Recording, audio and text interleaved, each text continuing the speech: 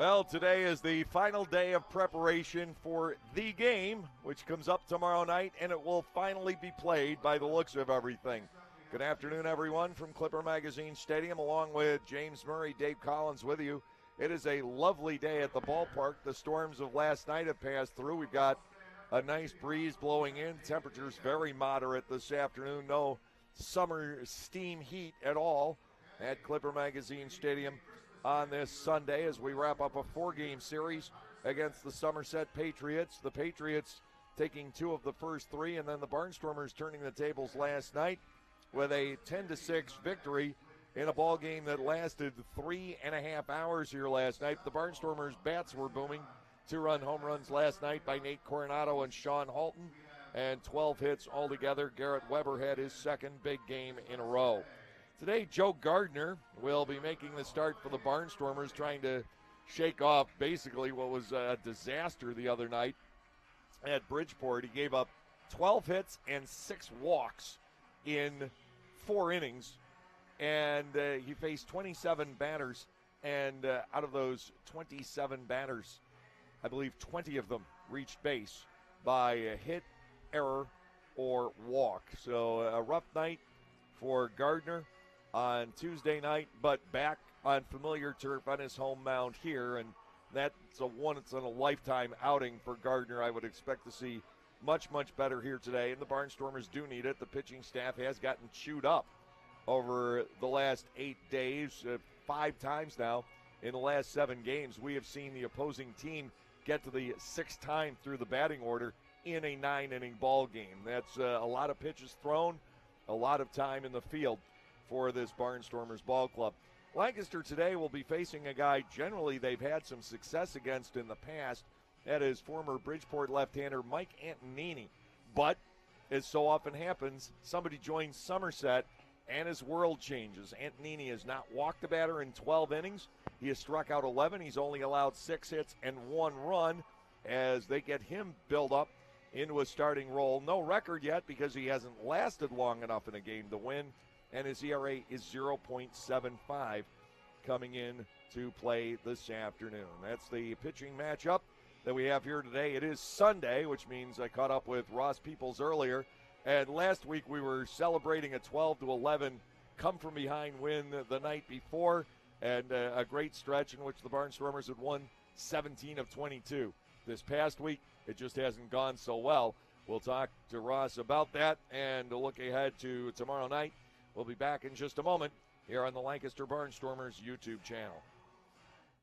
After you juggle the kids, sports, homework, housework, and squeeze in a moment for yourself, there isn't much time left to plan activities to keep your family having fun together. So give yourself a break and head to Strasburg Railroad, where the 45-minute steam train ride is just the beginning. There are family-friendly train events, vintage baseball, shop tours, a steampunk weekend, plus our popular Day Out with Thomas trains. The fun is as endless as your imagination. Reserve your tickets at strasburgrailroad.com. It's a new season with a new manager, but Gockenauers is still here supporting your 2017 Lancaster Barnstormers. Hi, I'm Adam Gockenauer, and I want you to know Gockenauers is committed to serving you and our local community in everything we do. We've been in business for 68 years and are 4 generations strong. Stop in today to see how appliance and grill shopping can be a pleasant experience and save you money at the same time. I'll be back after the Dugout Report to tell you about our special events this season. Welcome back to our Sunday edition of the Gockenauer Home Appliances Dugout Report. Joining me is manager Ross Peoples. And Ross, last week at this time we were celebrating a 12-11 Barnstormers win, an exciting comeback win the night before in a stretch where the ball club had won 17 out of 22 ball games. But this last week hasn't been quite as successful. The pitching staff has gotten banged up a little bit, knocked around, a lot of short starts, and a lot of tearing up of the bullpen here over the last week. So going into today, how do you structure everything to get set up for tomorrow? Yeah, we've been kind of beat up a little bit, with the day-night doubleheader. Had a couple people, injured, so we just been trying to fill innings. So, try to go in today, just like a regular game. pretty much we got a playoff game tomorrow, but we still every game counts. So we're still going to go out there and try to use our pen just like we would in a regular game, but going to try to be smart about it too. So I think we got enough arms right now. Gardner's on the mound today. We just got Gonzalez in, so I think we'll be fine. Playing Bridgeport and Somerset back-to-back is pretty tough because they have very similar lineups in that every batter, 1 through 9, will fight you and force pitchers deep into the count, and that's been part of the reason that it's been tough to get innings in. Well, that's funny you said that because I don't know how many times me and JB talked about that. I've talked to him several times over the last couple of days about, how both teams do a good job of, extending at bats and fighting off pitches and having 6, 7, 8 pitch at bats, which puts your pitch count up for your pitchers. So obviously we try to go out there and get some early outs today. Joe's pretty good at with the sinker and stuff like that. So hopefully we're getting ahead and we can get him some distance into the game and go from there. But both teams are very similar. They're scrappy. They hit and run. They're still. They catch you sleeping. They're gonna maybe lay a bunt down or something like that. So you definitely got to be on your toes. And that's why they're both good ball clubs. Today's game wraps up a homestand. We go down for one game, come back, and it's Bridgeport all over again. So it's, I think, a little bit easier playing Bridgeport in our field than on theirs, where they just take advantage of the conditions there and get those base hits going on you. Well, I think it definitely, definitely better field to play on. But it seems like every time we play there, we can't get a bounce to go our way, and it's a tough field to play on. And, I even think sometimes it's in our guys' head. Guys don't really like to play there because it's such there's a lot of holes and divots in the field and all, but, not to make an excuse, you still got to go out there and compete because they got to play on it too. But, when they come here, hopefully it'll be a, different ball game and we can play some better games and at least make it a little bit more competitive. Yeah, one thing we do have going for us is that now everybody's healthy. We're able to get everybody back in there last night. Yeah, we were. It makes a big difference. A couple of days before that, you had to sit out a couple of guys, and normally, a couple of them probably could have played a day or two before, but when you got the playoff game coming up, Monday, you want to make sure everybody's full go, 100%. So, and that's what we did. We sat them out, 2 or 3 days, So hopefully both of them or all three of them are. Full speed. You can definitely tell the difference in the lineup for sure. In the midst of everything this club has gone through this year, with all the turnover, 11 guys getting signed, the one guy who's just been there and is having a tremendous year that I think can get overlooked a little bit, but that's Sean Halton. He's really put up some mind-boggling numbers. Sean's a good player. He's always a good guy and a good player to not only have in your clubhouse, on your team. Very sneaky good year. And he's got an opportunity to finish with a very strong year, but, he's one, when he gets hot, he gets hot. But, the way he goes about his business, the way he approaches himself, the way he approaches the game, the way he plays the game, he's one of them guys that you want in your team all the time, and I think Cole Gardner coming in has helped the team as well because he's kind of in that same boat. They prepare mentally and physically well. They go out there and just play the game and respect the game like it's supposed to. And they're great guys to have, and I love watching them play every day. Final thoughts going into tomorrow night's Freedom Division tie-breaking game.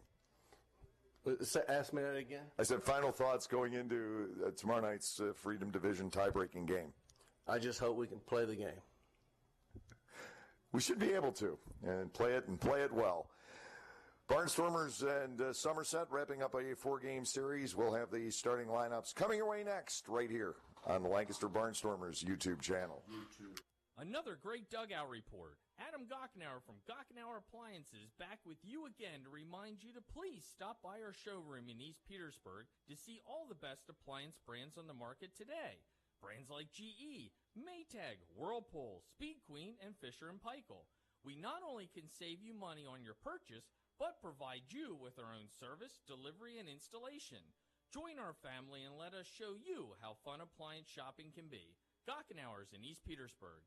Hey Barnstormers fan, be in the know as soon as it happens. We have a number of social media options for you to stay in touch with everything Stormers. Know what Silo's up to, the latest player moves, game results, schedule changes, and be the first to get in on surprise flash deals. Or simply buy our tickets or ask us questions. So like us on Facebook, follow us on Twitter or Instagram, watch us on YouTube, and be a part of the growing Barnstormers family on social media. Well, welcome back from Clipper Magazine Stadium. Here are the starting lineups for our ball game this afternoon. For the visiting Somerset Patriots, Alfredo Rodriguez remains in the leadoff spot. He'll play short. The left fielder batting second is Aaron Eggleston.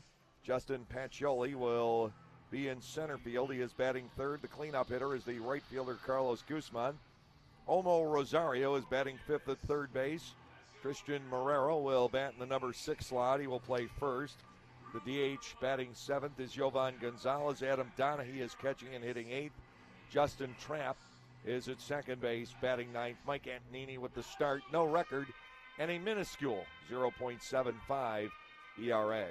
For the Barnstormers today, it will be Bo Amaral leading off. He will be in center. The left fielder batting number 2 is Lastings Millich. It will be Cole Garner in the number 3 spot. He'll be in right field. Sean Holton is the cleanup batter and third baseman. Steve Clevenger batting fifth at first. The second baseman hitting sixth is Garrett Weber. Nate Coronado is batting seventh. He is at shortstop. The designated hitter batting eighth, and you won't see this very often, but it's Anderson De La Rosa. He doesn't want to catch today. He does want to get at bats in to get ready for tomorrow night, and I think that's a wise move. Tyler Clark will be doing the catching today and batting in the number 9 slot. On the hill is Joe Gardner. Joe is making his third start and fourth appearance overall since coming back to Lancaster. No wins and a loss, and a 9.90 earned run average, but that's the result of that ball game on Tuesday night, which is as poor an effort, as poor a game as you'll ever see Joe Gardner have. Nothing went right for him that night, and it all started on the leadoff play when Luis Hernandez hit a ground ball to Steve Clevenger. It looked like it was going to be a 3 unassisted out. The ball took a funny last hop, pulled Clevenger off balance. He ended up staggering into foul territory.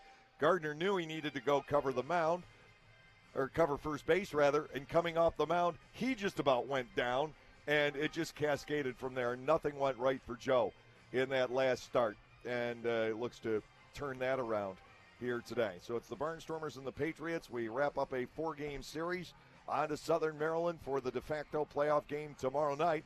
And then Bridgeport will be coming in here Tuesday to open up a 3-game series. The next true road trip for the Barnstormers, just a 3-game stint next weekend.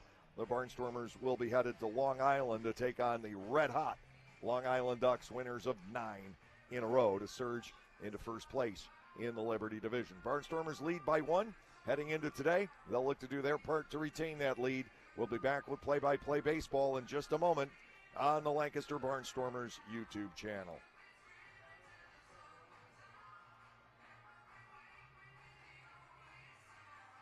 You're never too young to appreciate a great deal. The Barnyard Bunch is back and better than ever. Members get field box tickets for 6 home games presented by Penn State Hershey, plus 6 free passes to B.R. Kreider Kids Park, 2 free Isaac's Kids Meals, 2 tickets to the Chocolate World 4D Experience, 2 passes to Hands-On House, an exclusive Barnyard Bunch t-shirt, and plenty more in a summer of fun at Clipper Magazine Stadium. All for just $25. Sign up at the stadium or go to LancasterBarnstormers.com/barnyardbunch, and we'll see you at the ballpark.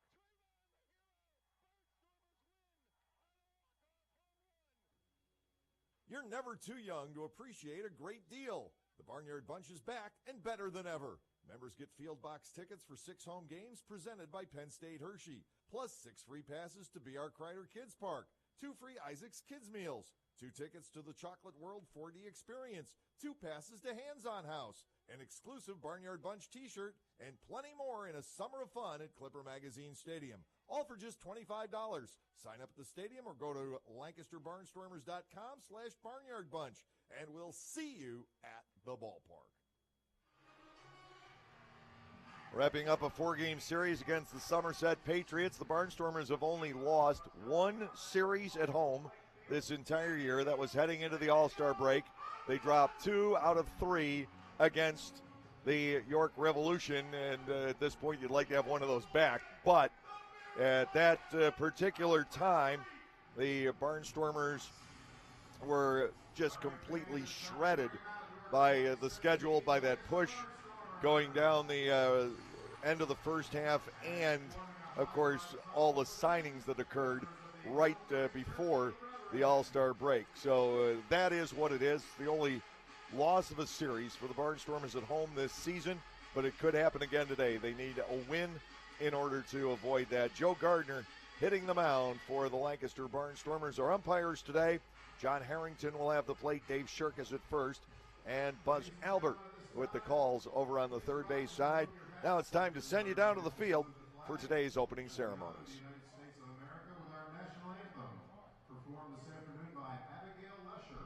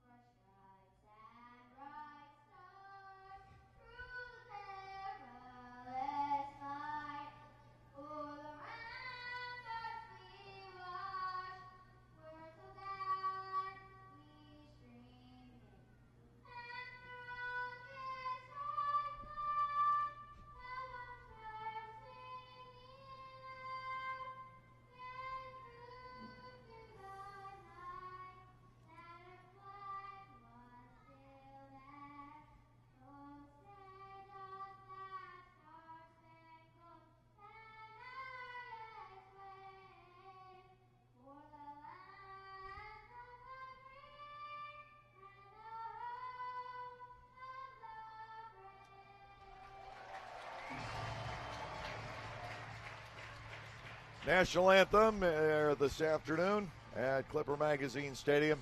Now the focus on 6'5" right-hander Joe Gardner from Fremont, California, near Oakland. He has been a Barnstormer on and off for 4 seasons. He first joined us in 2014, and he left us twice that year, once for the Cubs, once for the Braves.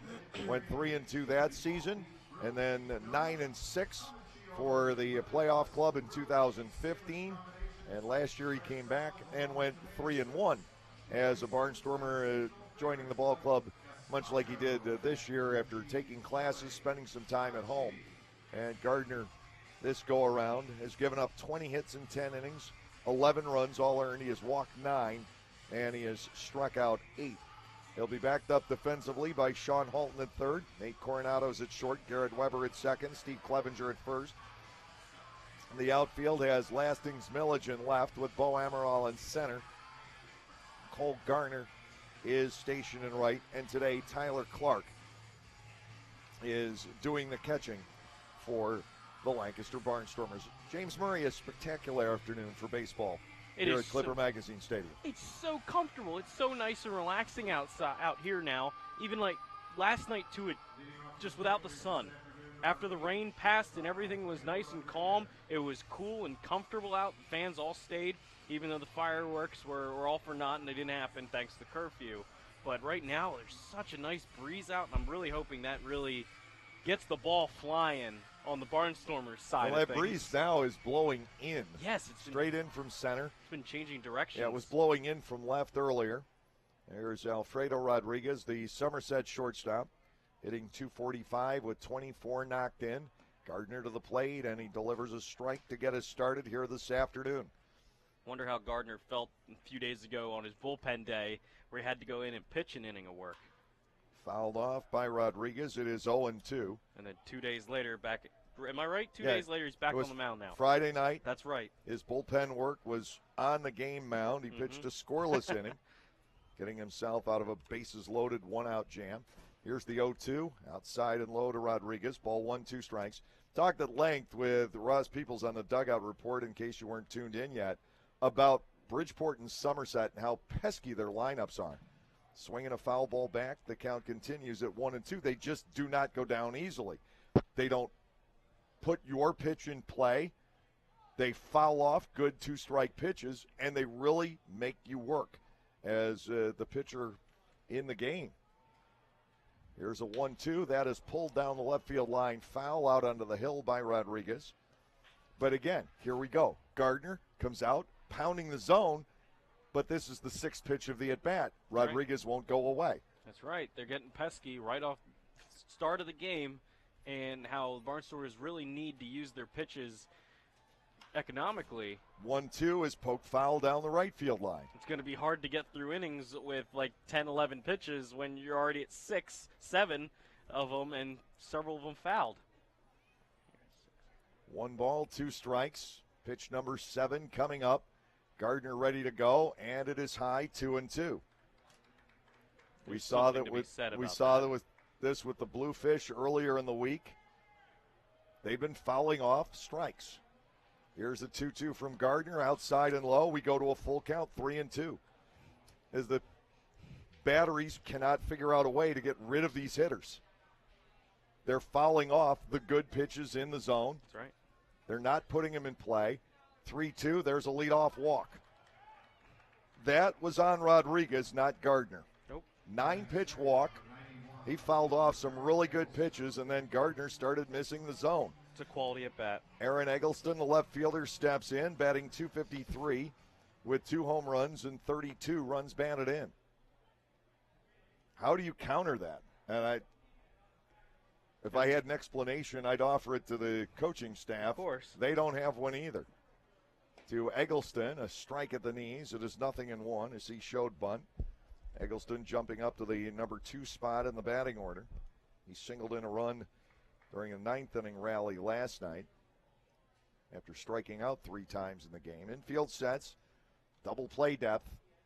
Here's the offering, a swing and a miss over top of a pitch that wasn't in the zone. And now Gardner has Eggleston, 0-2. We certainly don't see the Patriots swing at balls out of the zone too often. And Rodriguez, he didn't touch anything outside the zone. He was very patient. And Eggleston now, he's behind on 2 very good pitches. Gardner to the set, the 0-2, fouled back. Here we go. Protect mode. And they do it so well. They really do. And the Stormers come up and end up going 1, 2, 3 on yesterday. It was just a few pitches every inning, 10 and 10 back-to-back innings. The I first believe 2. By Irvin. And then they saw a lot more pitches after that. They did. No balls, 2 strikes on Aaron Eggleston.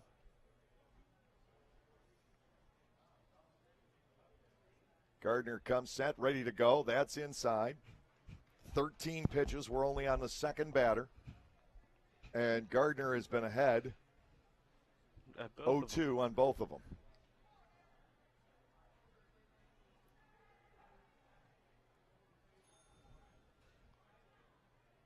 Here's a 1-2. That is bounced off Gardner's glove. It trickles through to the second baseman, Weber, who can only get the out at first on Eggleston. Rodriguez ahead to second base with 1 out.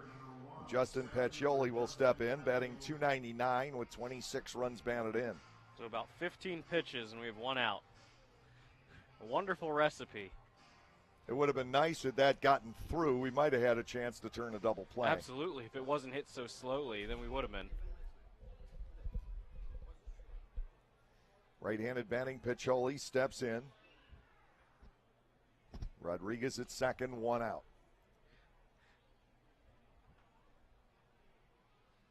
Gardner's offering is low. Ball 1, no strikes. Left-handed batting right fielder Carlos Guzman is in the on-deck circle. And it's Bridgeport right back in here on Tuesday. So we're likely to see it for 3 more games. Bridgeport more at base hits. Somerset draws more walks. We talked about this last night by far than any other ball club in this league. They have drawn 11 in one game against the Barnstormers this year, 10 in another. And for the season, the Patriots have walked 427 times. The Barnstormers are second at 359. Wow. That is an enormous gap. Here's a 1-1 pitch, down and away to Piccoli. 2 balls and a strike. 1 out with the runner Rodriguez in scoring position. I'm sure every other team that has to face Somerset Patriots feels the same way about this pitches piling up and their starters probably getting wasted through 4 or 5 innings. It's a combination, I think, of the kind of guys they sign and the work that Glenn Barker, Brett Jody put in with these guys. Bouncing ball toward the hole at shortstop. That is through a base hit. Charging the play is Millage. Rodriguez coming around to score. He will, and on to second. On the throw goes Piccoli. And for the 4th consecutive game, Somerset has scored in the opening inning. The leadoff walk coming around on a bouncer into left field. And I'm sure this is going to be the exact same team whoever gets the playoffs is going to see this kind of playing. Carlos Guzman checks in. 257 with 3 home runs and 43 driven in for the right fielder. Their big bopper, and they do have one, Kyle Roller, is on the shelf. He got hit in the hand on what was ruled a foul ball off the bat handle the other night. Off the knuckles, it looked like he's hurt for. 1 out, runner in scoring position. And the pitch drifts to the outside corner. Again, Gardner ahead in the count. That has not been the issue. The issue is putting the hitters away. He's got no problem working quickly to start guys off, but then you can only do so much when they're fouling every other pitch off. Here's the offering. That is a strike on the inside corner, and Guzman is in there at 0-2.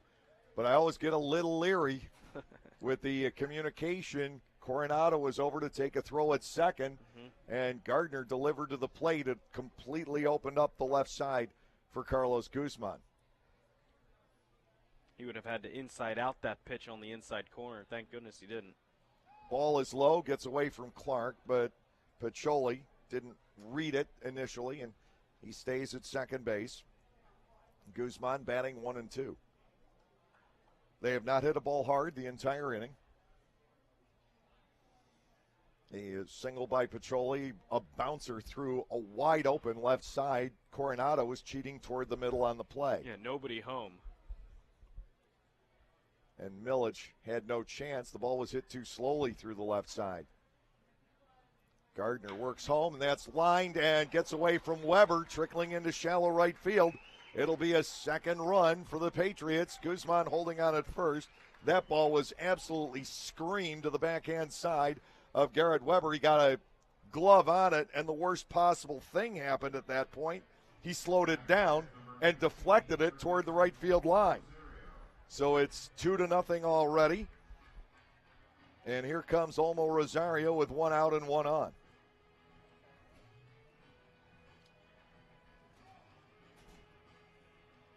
They have just not able to get outs. No, they aren't. And it's probably unnerving for them as the Somerset Patriots have led in every game and scored in every first inning. Down and away to Rosario for a ball, 1-0, and a first inning that is already getting painfully long.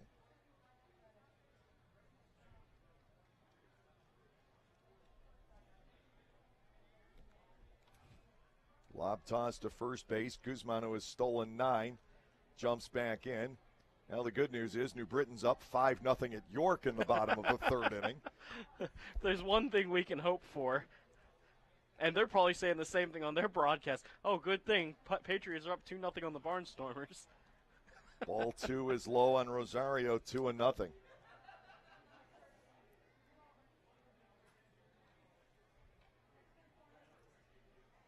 It's getting to the point where the Barnstormers in York are almost tethered. There's a strike. Rosario bats 2 balls and 1 strike. 2 runs on the board already here in the first inning. Still just 1 out. And for Gardner already 25 pitches. Back to the plate. Hopper along the third base line, foul. It is 2-2.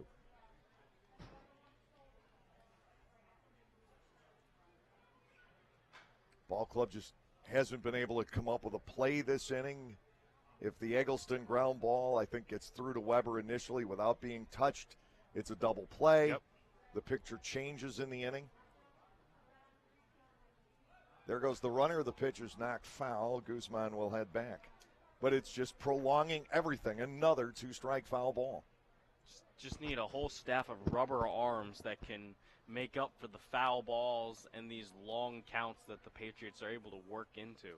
We had an inning recently, and I can't remember exactly which game, but I remember being in here with Eric May at a TV game. 53 pitches thrown by the Barnstormers in the top of the fifth. That is lined off the foot of Gardner into foul territory, and that'll be a base hit for Rosario. 3 hits in a row, and only one has gotten through the infield cleanly.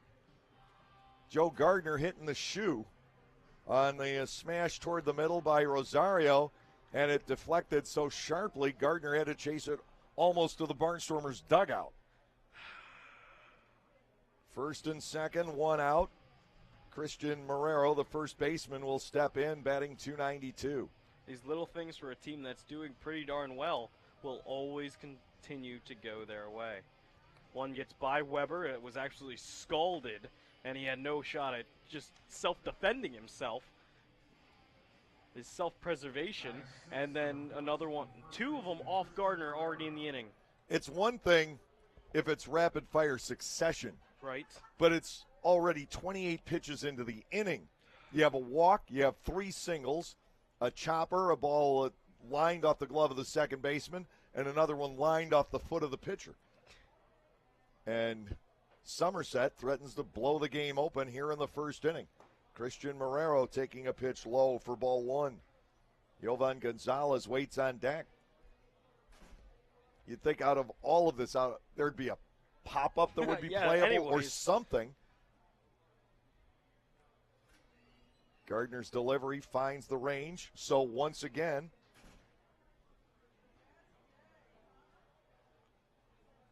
I wonder what the average, at least in the fight, they say it's a ball and a strike. I thought it was 0-2. Time is called. Marrero backing away. Guzman, the runner at second. Rosario aboard at first. They both have speed, so something could develop out of it. Gardner to the set and the pitch. That is gunned inside. Wonder what the average game time is for a Somerset Patriots game. Less than an average game time for a Barnstormers game. Yeah. We're not helping their average. We absolutely have to have the longest average game time in the league. Line drive into right field. There's another base hit. Garner will come up firing, and holding at third is Guzman. They don't run on Cole Garner anymore. But it's 4 consecutive base hits, and Jovan Gonzalez will come to the plate. I don't know why you'd even think of running on Garner, even though he's got a tremendous arm. Put that one right on a dime, but they're just going to move down the line, and the next person's going to have a good at-bat and a long at-bat. Might work a walk or, I don't know, hit it off somebody else. And this all comes from that 9-pitch walk from Alfredo Rodriguez. If he succumbs on 4 or 5 pitches, I don't think Gardner's having this type of inning. I don't either. Bases are loaded with 1 out, 2 runs already home.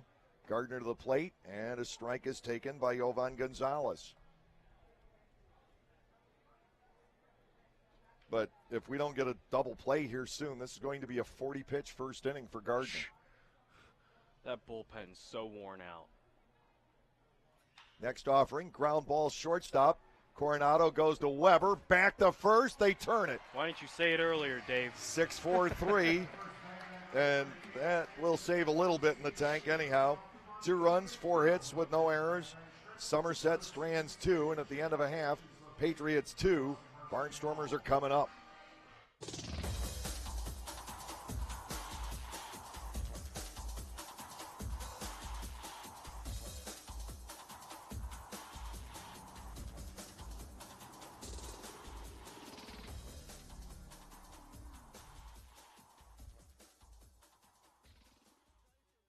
localflavor.com, local flavor, localflavor.com, local flavor. Excuse me, are you saying localflavor.com? Oh, yeah, it's where I save big bucks on all kinds of things. Home improvement projects, dining out, family fun, electronics, jewelry, clothing. I even bought my wife a fancy spa package for half price. Half price? Yep, you know all the deals you find in Clipper Magazine. I love Clipper Magazine. Well, they're all on localflavor.com, too. And you can get them right on your phone, thanks to localflavor.com's mobile app. Here, take a look. Well, this app is amazing. Look at all these restaurants, amusement parks, car washes, fitness centers. This is worth sharing about. Exactly. Localflavor.com online, the Local Flavor mobile app, and Clipper Magazine together. It's like a triple play. Do the cheer again. I'm in. Localflavor.com, local flavor. Come on, everybody! Localflavor.com, local flavor. Localflavor.com, local flavor.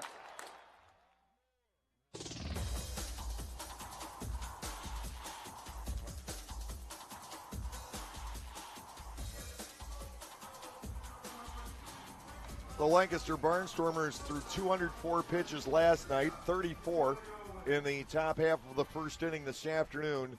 Obviously, those numbers need to start coming down.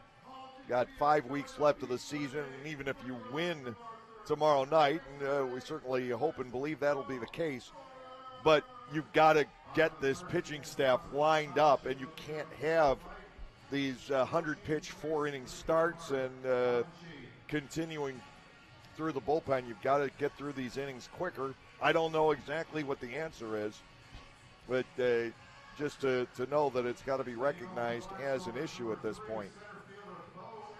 Bo Amaral, Lastings Millage, and Cole Garner, meanwhile, will be facing left-hander Mike Antonini, who has given up 6 hits and a run in 12 innings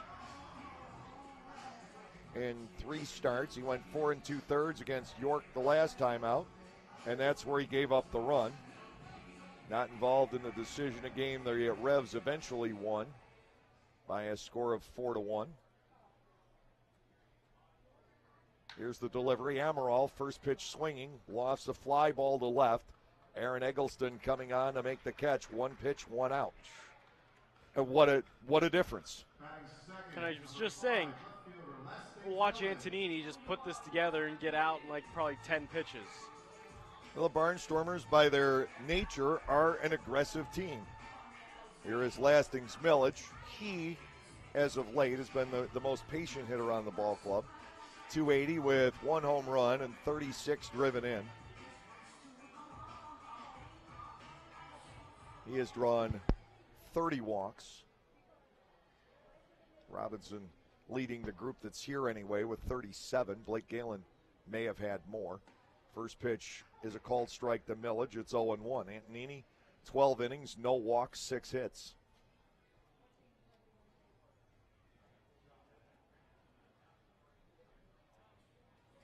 Left-hander back into the motion. Millage with a big cut and a miss. He's down 2 strikes. Cole Garner, the right fielder, waits in the on-deck circle. And Joe Gardner could use a little bit of a breather through this first inning. And Antonini is coming out and just pouring the ball in the strike zone. Hot smash foul by Millage down the third baseline, continuing at no balls and 2 strikes. Antonini from Drexel Hill. He has been with the Mets, the Dodgers, and the Angels in the minor leagues. And in this league, previously, Camden and Bridgeport. The Barnstormers have had a decent history against him. The 0-2 offering high to Millage. Ball 1 and 2 strikes. But you join Somerset, you get Brett Jody, you get Corey Dommel, great coaching staff, and all of a sudden things come together for you. We've seen it happen with players over time in this league. 1 and 2 on Millage. He looks at ball 2 up and away. Lastings able to stretch this inning out a little bit more. 2-0 Somerset. They're in the lower half of the first. Antonini ready to go. There's a swing and a miss at the high fastball. 2 outs and Cole Garner stepping in.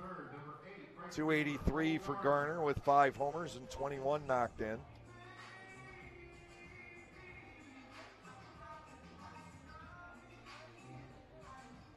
And you just wonder, is everybody in a mode where they're looking ahead to tomorrow night?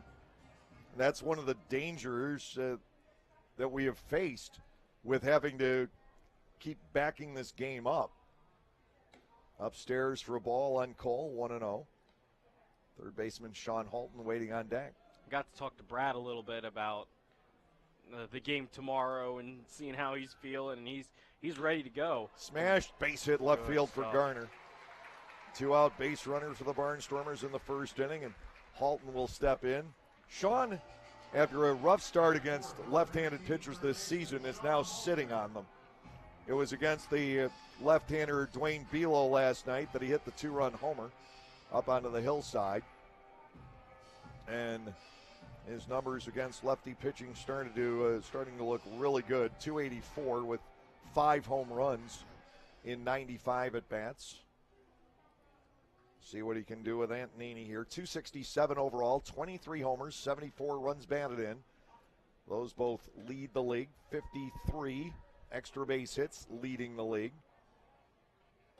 Up and in to Sean for a ball. It is 1-0. And he's played 4 positions pretty regularly. First, third, left, and right. Yep.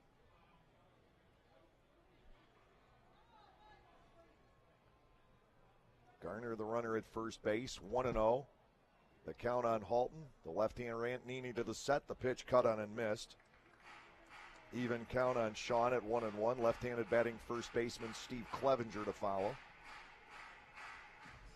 4 straight one-out singles for the Somerset Patriots following a leadoff walk and 2 runs on the board. Lancaster has given up 9 first-inning runs in this 4-game series. 1-1 to Halton. Sean looks at a ball, up and in. 2 balls and a strike. And the Barnstormers have yet to score a run in the first inning. Early hole every night. Antonini lances to first, 2-1. Halton taps it foul. 2-2. A spectacular afternoon out here at Clipper Magazine Stadium, that is for sure. And is rain completely out of the forecast for tomorrow? Pretty much. That's wonderful, because I believe, it started around like 80% the first time, then went to 50. It had been 60, went to 80. Oh, okay. And now it's like 10. 10's a nice number. Throw to first. Jumping back in is Garner. Of course, if we could have kept getting that game rained out, the Barnstormers would have gone to the playoffs. It's one way to look at it. We have the tiebreaker if it's never played. Yeah, there it is.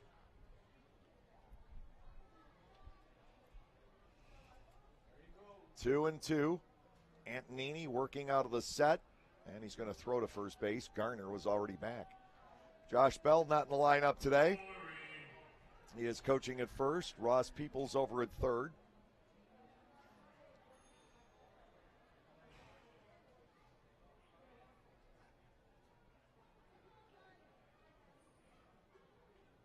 Left-hander again to the set. He'll work to the plate. 2-2. Halton fouls it back.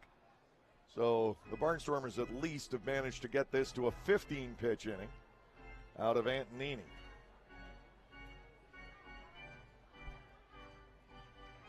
Barnstormers really need to be able to limit the use of any of the relievers today. You'll see Luis Gonzalez in this game. Yeah, I imagine that. He's going to be out there for a couple of innings. Get some work in. 2-2 to Halton. Ball 3 is outside and low. Garner will be taking off with the next pitch. And the guy I'm not sure how Ross is going to use is John Kuchnow. Does he use him today, or does he save him for tomorrow night? He pitched brilliantly against the Blue Crabs the last time he faced them. He's a guy I might want to have on the hill in that ballpark in case Bergeson has to come out after 4 or 5. Runner goes. The pitch is popped up to short center. On comes Peccioli. He will continue to bring that one into the dugout. No runs, 1 hit, no errors, and the Barnstormers leave a man. First inning has been toxic to the Barnstormers this entire series.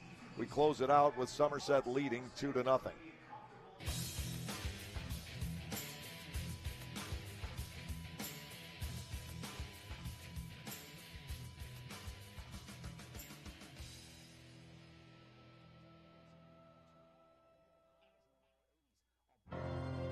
Celebrate the history of our national pastime at the National Baseball Hall of Fame and Museum in Cooperstown. See priceless treasures that will bring your baseball memories to life. Cooperstown is where you, your family, and your friends can relive baseball's greatest moments and honor the all-time greats of the game. Plan your family visit today at baseballhall.org. Not only does the Federal Tap House have the largest selection of craft draft beers in Lancaster City, they have amazing food to go along with those elite beers. Open every day for both lunch and dinner, their menu has something for everyone, including a special lunch menu available every Monday through Friday, as well as their normal menu. So when you're in the mood for great wood-fried pizzas, handcraft coal-fired burgers, or our all-inspiring duck fat fries, head over to the Federal Tap House. That's the Federal Tap House, 201 North Queen Street in downtown Lancaster, open by 11:30 every day of the week.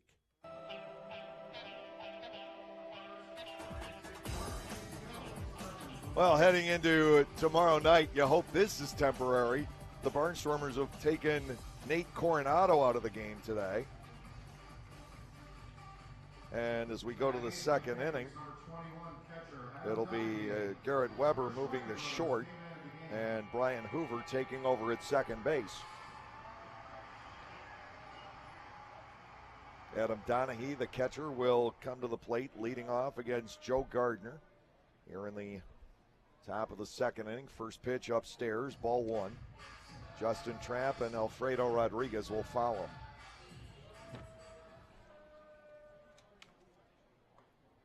Gardner now delivers low.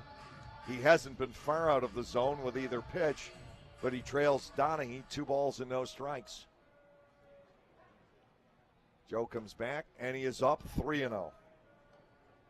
Last night, we saw Somerset get the leadoff man on base in 6 out of the 9 innings. There's a strike, 3-1.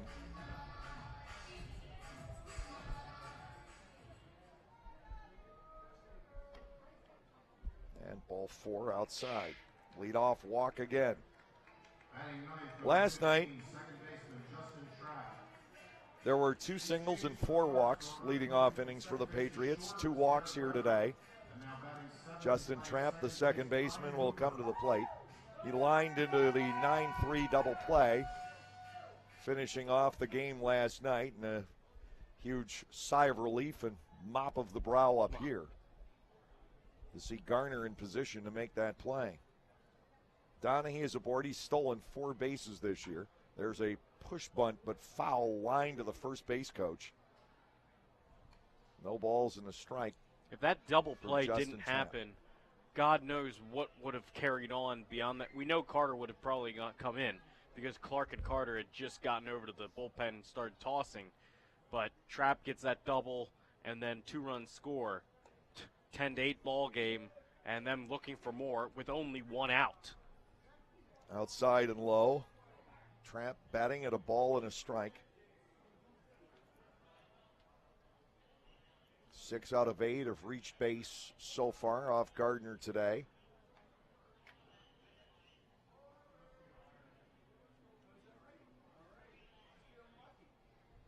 One ball, 1 strike to Justin Trapp, infield set, double play depth.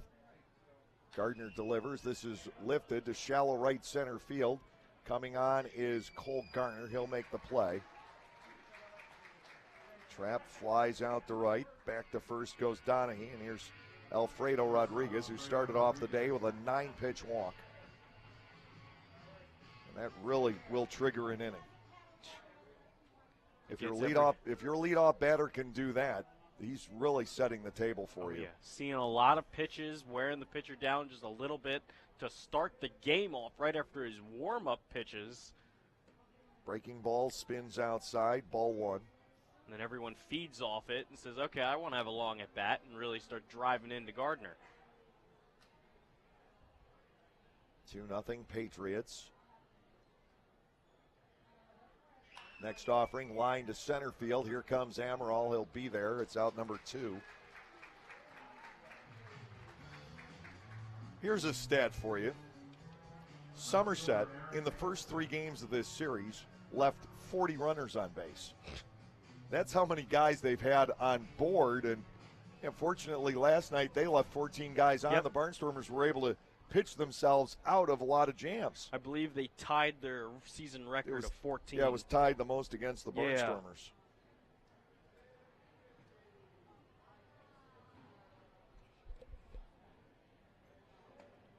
Pitch is outside, a ball, 1-0.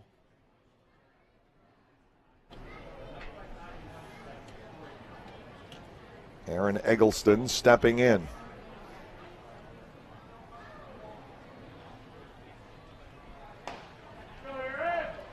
Gardner deals a strike, tail back across the plate.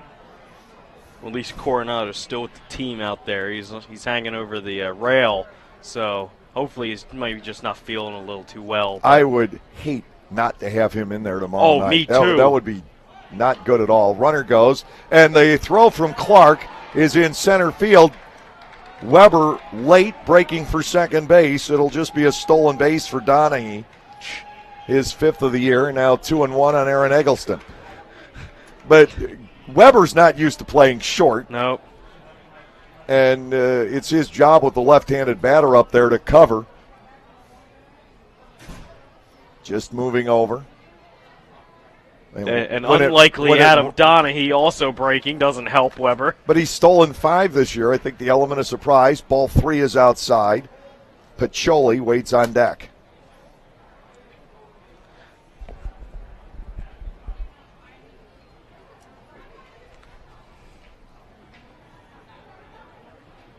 Three balls, 1 strike, 2 outs, runner in scoring position. Eggleston watches that into the glove of Tyler Clark for a called second strike. It is 3-2. And you could almost see Clark try to hold back that throw when he realized that nobody was there. But as a catcher, you're supposed to throw right to the bag. High fly ball down the right field line. A trio giving chase. Clevenger over, but it's out of play. Eggleston will continue to bat at 3-2. You know, when things are going well for your ball club, those stay in the field. Oh, yeah. They definitely do, and Clevenger makes a great catch then.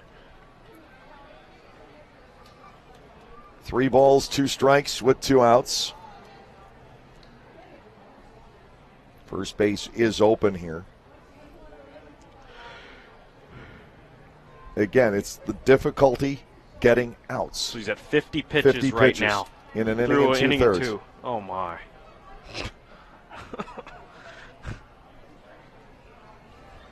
To Eggleston, popped up, and they'll carry foul into the seats on the third base side. Back about 4 or 5 rows. If you're averaging 10 pitches per out, that's just disgusting. Not a good start to your day. It's a great start for their day, but if you're the one dealing all those pitches. Or the other guys in the field. Oh, yeah, they're just standing around getting tired. Definitely. But if you've got that tempo that you and I were talking about, and you're able to put balls in play for the guys, get everybody working, people stay crisp. Breaking ball is low. It's another walk, the 3rd allowed today. And Pacholi, who bounced a base hit into left field his first time up, steps to the plate. I wonder what Scott thinks of all of these certain things, and I wonder what he's tried to say to even his pitching staff. It's been going on since last Saturday night. Yep. Up until then, not spectacular outings, but we went 17 straight games without giving up more than 5 runs. Since that run that began last Saturday night, the average has been 9 runs a game for the opposing teams, called strike 0-1.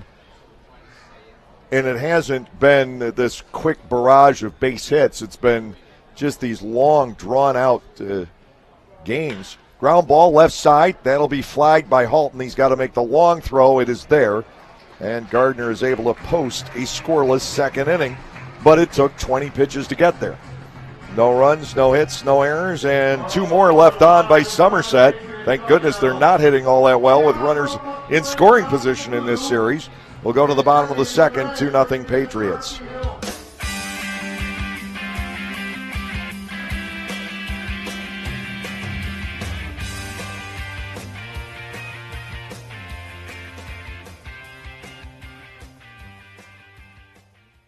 Enjoy great ballpark food at discount prices. The Lancaster Barnstormers offer numerous chances to enjoy your favorite ballpark foods this summer. On Sundays, Burke's hot dogs are only $1 all game long. Hess's Barbecue brings back the all-you-can-eat pig roast on Mondays and all-you-can-eat chicken and ribs on Tuesdays. Tuesdays are also Fill Your Tummy nights at the stadium where, for only $10, you can stuff yourselves with popcorn, hot dogs, fries, nachos, and soda. Upstairs, we have Pat's Pizza and Pinball Mondays and Fat Pig's Wing Wednesdays where you can pair food and beer with a Barnstormers game. Barnstormers baseball, make a night of it.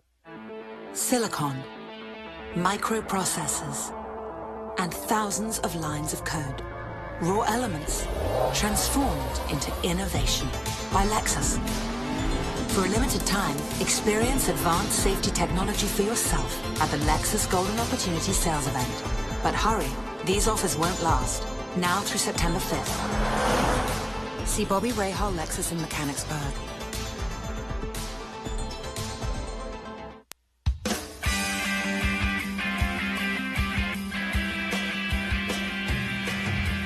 Steve Clevenger, Garrett Weber, and Brian Hoover will step in as we go to the bottom of the second. It is 2-0 in favor of Somerset.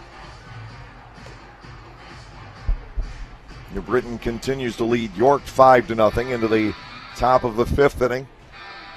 An ongoing joke with my York counterpart, Darrell Henry, saying it was a lot more fun when we were both winning every day. The race just... The status quo is maintained. Tuesday was where York picked up a game, but other than that, it's just been about 9 days out of the last 10 or so, and Lancaster and York have done exactly the same thing. Here is Steve Clevenger, 278 with a home run, 7 runs batted in, facing the southpaw Antonini. He will kick and fire. Clevenger looks at a strike on the outer part of the plate. It is 0-1. Shortstop Garrett Weber waiting on deck.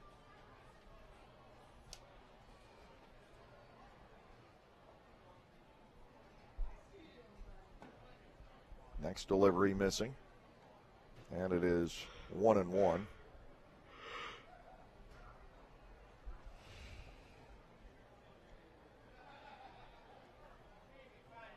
Antonini breaks it off outside and low.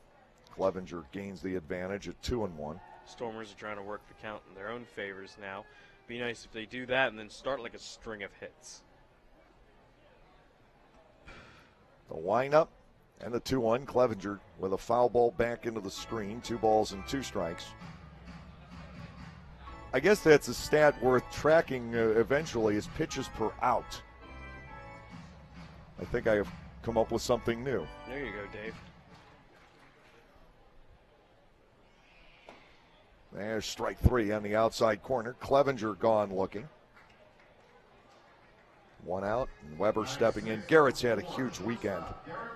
He has 6 hits in the last 2 games, including 2 doubles, a triple, and a home run. Up to 302 on the year, 12 home runs. He has knocked in 44, and at present in the batting race, Weber is 8th in the Atlantic League. It's going to be hard to beat Darby and Burroughs. Yeah. Breaking ball for a strike. It is 0-1. Antonini finding the inside corner. 2-0 Patriots here. I think they just feed off of one another, Darby Myers and Sean Burroughs. Breaking ball is into the dirt. Well, that whole team is like that. Yeah. And they just slap singles around. Yep, they do. And so we'll see that Tuesday through Thursday. Then you start bringing your outfielders in, they put it over your head. Yep. And it's frustrating. Weber getting another pitch down low, 2-1.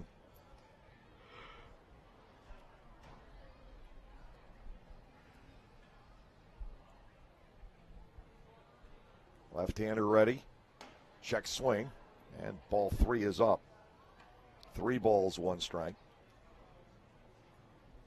If you can stay around 5 pitches per out, that's not bad. That's fine. That's doing your job. Here's the motion. 3-1 delivery. Grazing the outside corner. And we get the full at 3-2.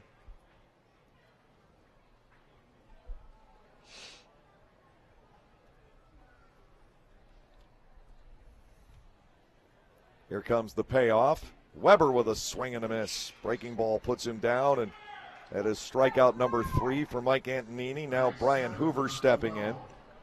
Antonini's pitching kind of like Gardner. They're both, for the most part, throwing balls in the zone, but Antonini's getting our guys to swing through balls and not have the long at-bats fouling tons off. And we're watching pitches, but the ones that we're watching are just nipping the corners for strike 3. And they're both throwing about the same heat. Neither is really blowing it in there. First offering to Hoover is a strike on the outside corner. Antonini with a chance to strike out the side here in the second. Brian Hoover with 1 base in. It was a single up the middle in Bridgeport. Fly ball here, foul down the right field line. He trails 0-2.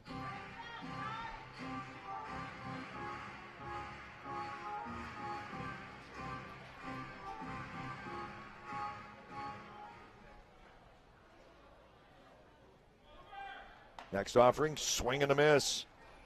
Strikeout of the side on 14 pitches in the lower half of the second. Nothing going on for the Barnstormers, and at the end of 2-0 Patriots.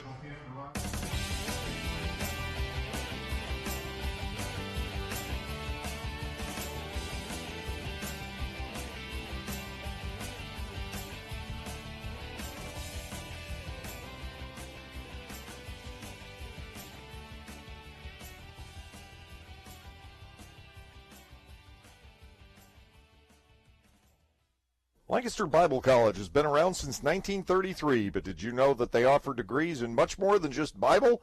LBC offers degrees in criminal justice, business, professional counseling, and more, as well as graduate and seminary degrees in areas like Christian care, chaplaincy, education, and leadership studies. To learn more about LBC and the programs they offer, visit lbc.edu. That's lbc.edu. Enjoy baseball and music this summer at Clipper Magazine Stadium. No matter what your taste in music might be, we have a night for you. Rock, oldies, country, funk, jazz, we have it all covered over 8 weekend nights this season. Each of those evenings will kick off with a Barnstormers game at 6:30. Following the baseball action, music will take the spotlight to complete our entertainment doubleheader. Check your Lancaster Barnstormers pocket schedule or our website at www.lancasterbarnstormers.com to check out the concert dates. Barnstormers Baseball. Make a night of it.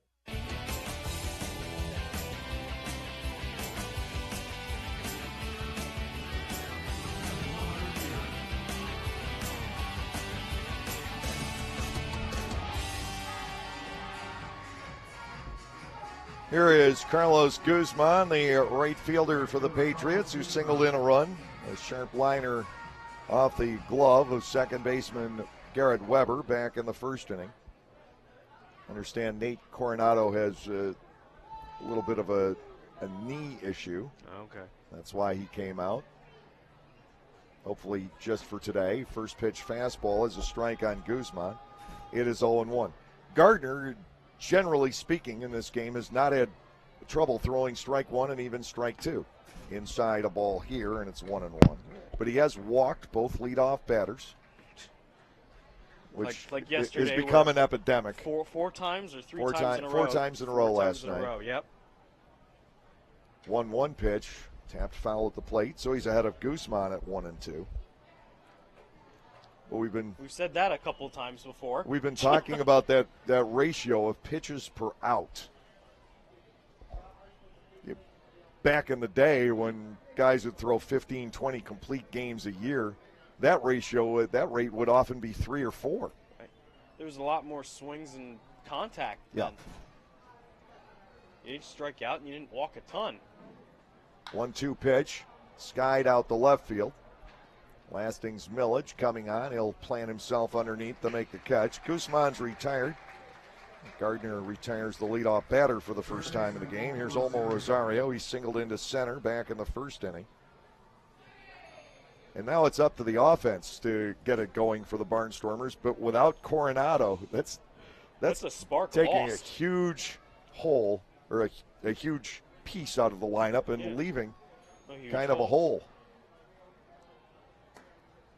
First pitch fastball for a strike on Rosario. It's 0-1. His home run was a great turning point for the Stormers. They also had a big sacrifice fly. That's right. The Barnstormers needed a key run last night. Pitch spins outside and low. Rosario at a ball and a strike here. Helped ultimately put away the Somerset Patriots, even though if the double play didn't happen, it might not have been that way. Again outside and low. Gardner's having trouble with that breaking ball, too. He's overthrowing it. 2 balls, 1 strike with 1 out here in the third. Rosario digging in, almost living in Florida now. Fastball for a second strike. It's 2-2. Did who caught Gardner in his second start? Tyler Clark. Was it Clark? Okay, Yeah. I didn't know if he ever went back to Clevenger again, because I know the praise he gave Clevenger. In on the hands and bounced foul up the third base line. Still 2 balls and 2 strikes. I don't think Clevenger's knees are quite good enough to be crouching for 9 innings. And it was a last-minute switch. It was supposed to be De La Rosa on Tuesday, and he just couldn't go because of the strain in his arm. There's another chopper foul up the third base line. 2 strike foul balls. It's been Here the we go. story of the week. That's right. It's one thing if you're getting lit up. Uh-huh. It's another thing if you're giving up 4-pitch walks. Those mean you're pitching really badly. This in-between thing. Rosario pulled off balance, pops it up foul. This may stay in play. Tyler Clark getting in position. He'll make the catch near the opposing on-deck circle. 2 outs in the inning. That one did stay on the field, so it's starting to turn.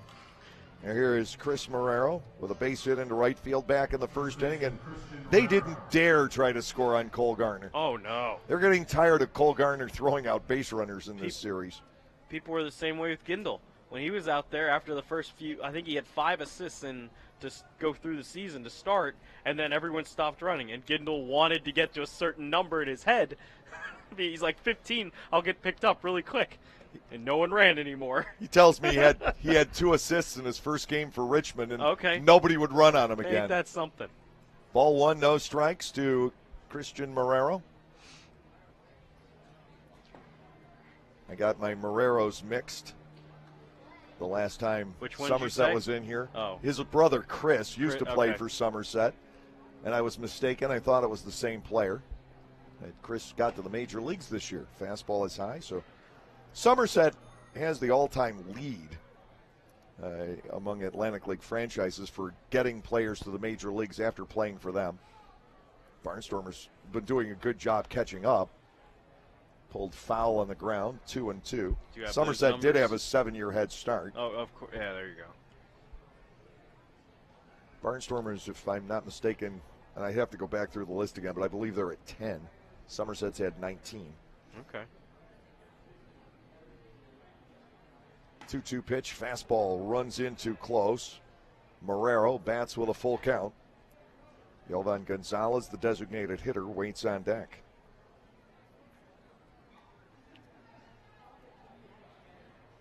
Three balls, 2 strikes with 2 outs.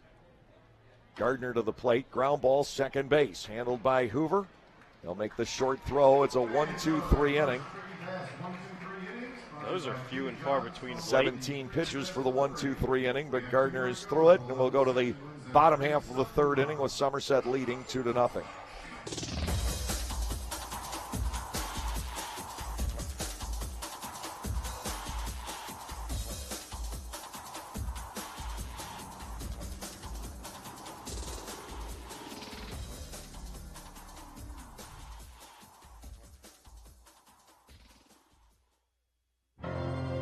Celebrate the history of our national pastime at the National Baseball Hall of Fame and Museum in Cooperstown.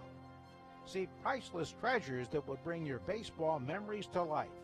Cooperstown is where you, your family, and your friends can relive baseball's greatest moments and honor the all-time greats of the game. Plan your family visit today at baseballhall.org. Hey Barnstormers fan, be in the know as soon as it happens. We have a number of social media options for you to stay in touch with everything Stormers. Know what Silo's up to, the latest player moves, game results, schedule changes, and be the first to get in on surprise flash deals. Or simply buy our tickets or ask us questions. So like us on Facebook, follow us on Twitter or Instagram, watch us on YouTube, and be a part of the growing Barnstormers family on social media.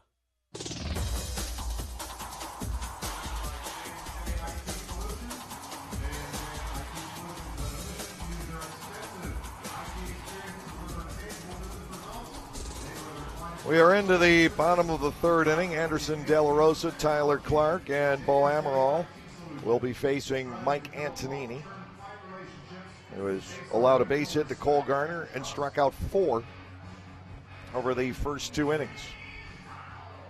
De La Rosa, the Barnstormers' designated hitter today. And Ross is able to afford to do that because you always have Steve Clevenger who could catch in case something were to happen to Tyler Clark. This is De La Rosa's first time as the DH in a Barnstormers uniform. 263 hitter is De La Rosa with 3 home runs and 32 runs batted in. Let's see if the Barnstormers at some point here catch up to Mike Antonini. Again, his numbers the 2 seasons in Bridgeport were kind of, as they would have said in Seinfeld, meh. But as a Patriot, he has just found himself. First pitch up and in to De La Rosa.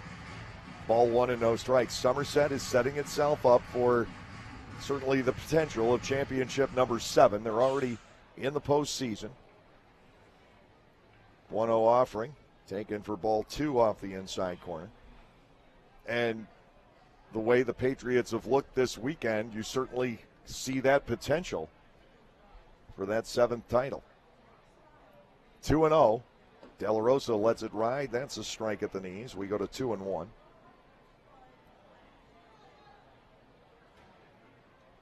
Barnstormers down by just a couple, looking to answer that.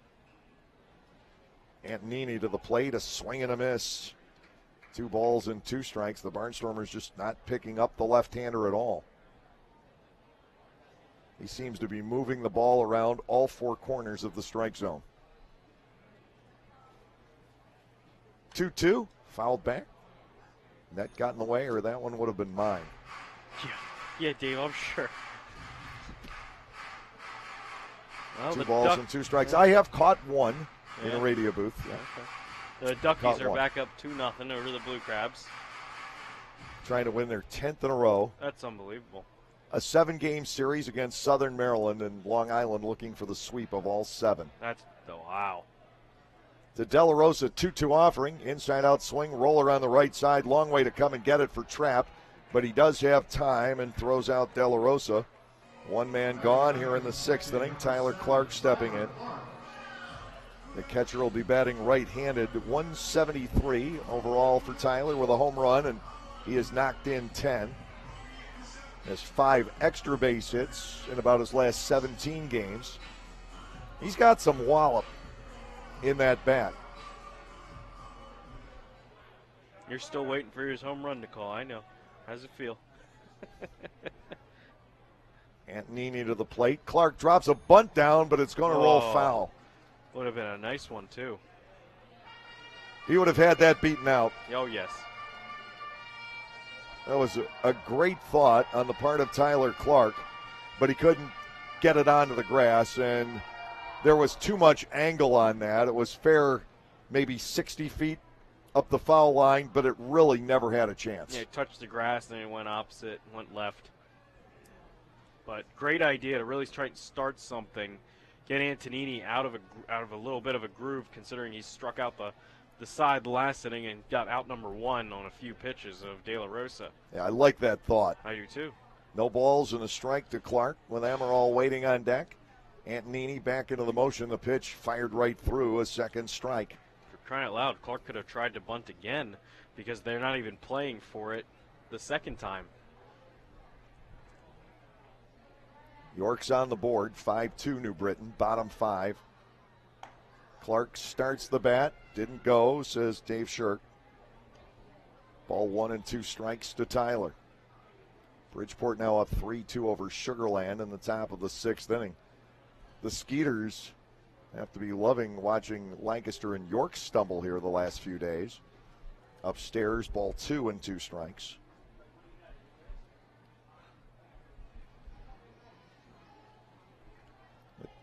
That team just in need of a bopper. Yep. If they could come up with one of those, they could make a run at it. Clark dribbles a foul. So he is battling Antonini here.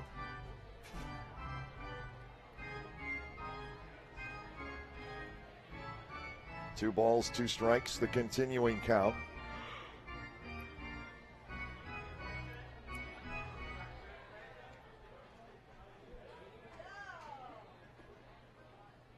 Left-hander peering in, getting the signal from Donahue, the pitch.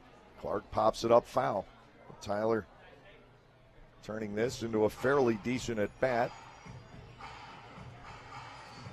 We'd love to be productive with it, ultimately. But he's gone on 6-7 pitches now. 1 out, bases empty. Here is the 2-2. Antonini with a breaking ball, barely missing. 3-2. It's a great at-bat out of Clark. Even if he does go down, he's put a lot of pressure on Antonini. Try and nudge that pitch count up a bit. The payoff to Clark, swung on and missed. And that is strikeout number 5 for Mike Antonini. 2 are gone, and Bo Amaral will step in. Amaral flied out the left field, starting off the afternoon. Antonini has retired 8 of 9. Cole Garner yanked the 2-strike pitch into left field. That's been it.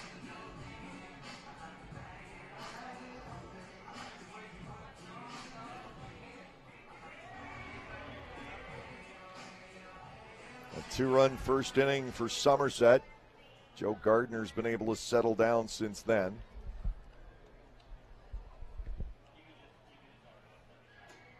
To Amaral, he goes after the first pitch and rolls it foul up the first baseline. No balls and a strike. Watch out, Hively. Saw him duck behind a bunch of stuff. Asked him how he was feeling. He said he was feeling pretty well. Glad his ear is a lot better. Yeah, he's over, I think, the shock more than anything else. Swing and a miss. Amaral is down 2 strikes. But you get hit in the head like that. Oh, yeah. You're rattled for a little bit. Didn't seem to have any after effects on the way he pitched last night. He looked pretty good out there. 0-2. Antonini to Amaral. Breaking ball. Chopped past the mound. Again, trampled charge. He's got to get rid of it quickly, and he does. It's a 1-2-3 inning for Mike Antonini. The Barnstormers go down in order. And at the end of 3, still 2-0 Patriots.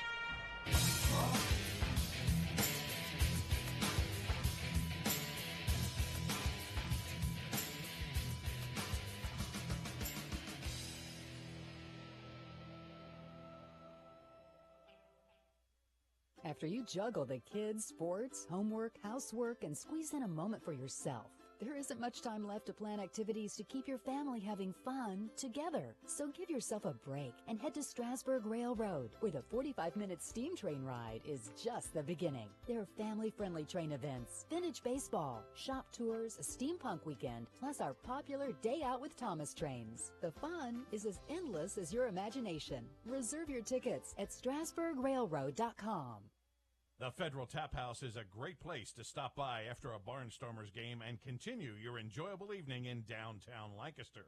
Featuring 100 beers on tap, including many craft beers from here in Central PA, the Federal Tap House has something for everyone's palate, not to mention a full bar and elegant wine selection for the non-beer geeks in the group. For the entire lineup of brews, check online at federaltaphouse.com. That's at Federal Tap House, 201 North Queen Street, just blocks from Clipper Magazine Stadium or at their other location in Harrisburg.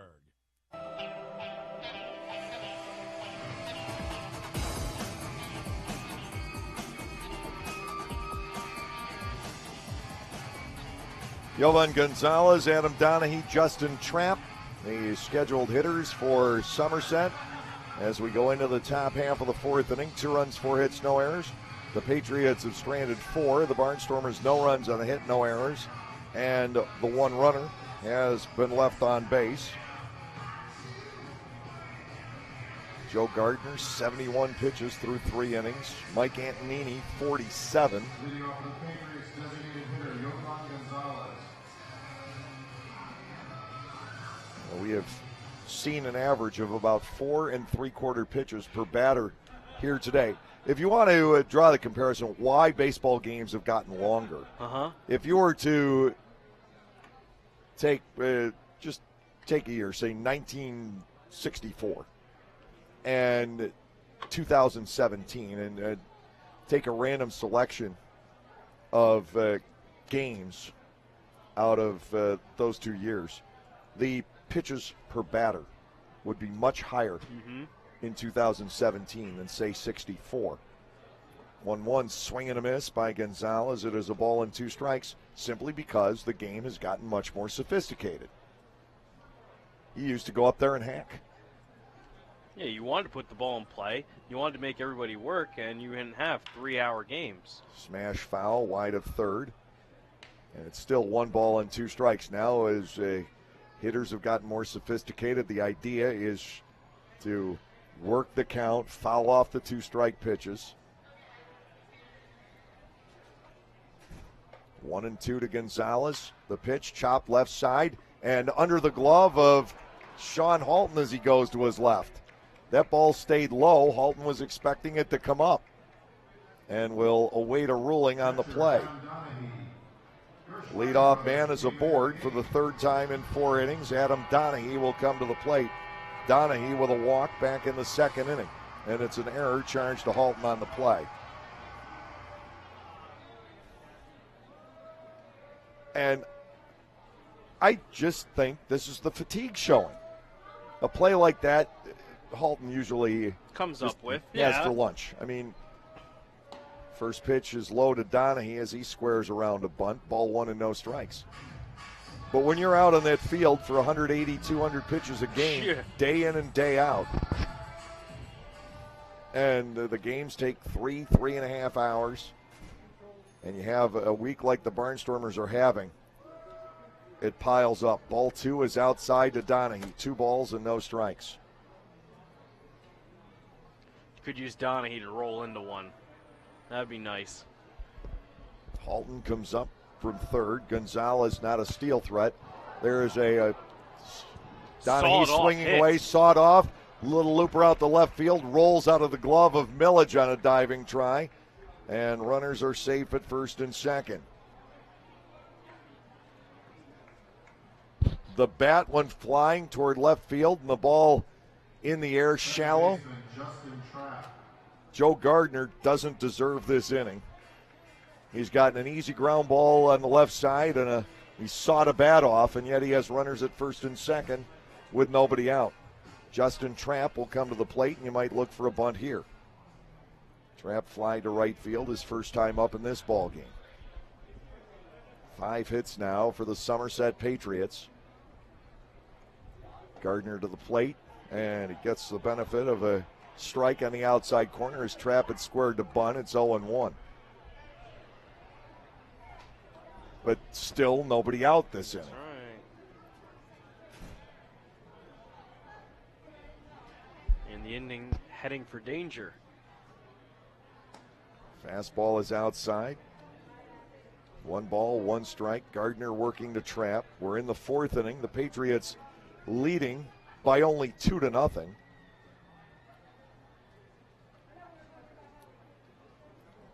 Gardner hoping to catch a break here, maybe a double play. Trapp with a smash. That's past Hoover into right center field. They will be sending Gonzalez. He's going to score without a throw. That's an unearned run. Make it 3-0. Justin Trapp delivering the RBI base hit up the middle. Now Alfredo Rodriguez stepping in. He has walked and lined to center. Shortstop Alfredo Rodriguez. Scott Patterson going to head out and make a mound visit. This is really starting to pile up, and sometime after Monday, the Barnstormers need a rain out. They do. They've got to play 4 straight weeks after today. No breaks in the schedule. Tomorrow night would have been a nice one to have off, but it got filled in with the makeup game. Team's going to be shot. They're going to be absolutely shot for that kind of baseball. The travel, barring any situations for hotels or any commutes, just. But this is one of the gripes that I've had is not once this season have the Barnstormers gone, nor will they, to 2 northern cities on the same trip. You got Somerset, Long Island, Bridgeport, and New Britain up there. And the Barnstormers every single time have gone up and come back, gone up and come back. And I think that's another one of those things the league's got to re-examine how they do the scheduling. A ball is low, 1-0. The idea of the schedule is everybody gets the home dates when they want them. Fly ball to center field here. This should be easy. Amaral will set up and make the catch. No tag by Donning. He's simply 1 out. And the runners stay at first and second for Aaron Eggleston. Eggleston has grounded out and walked. And certainly if some of the expansion takes place that this league is planning on happening over the next couple of years, whether it's a second ball club in Texas or some teams south of here that are being explored, then it will have to be done that way. I mean, there's some talk anyway about a team going into North Carolina. You can't send Lancaster or Southern Maryland or York on a New Britain, North Carolina road trip.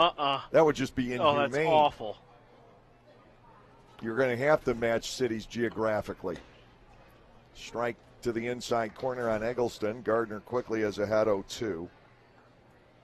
It's 3-0 Patriots here in the top of the 4th inning.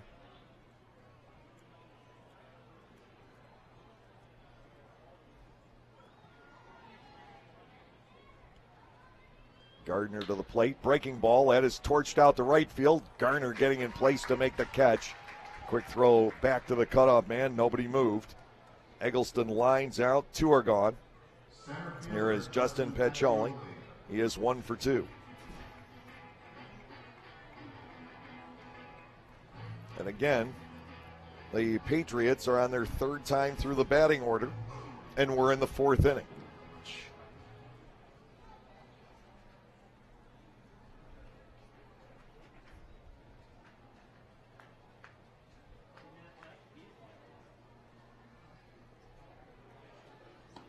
Gardner to the plate. He misses high with a breaking ball. Piccioli batting 1-0.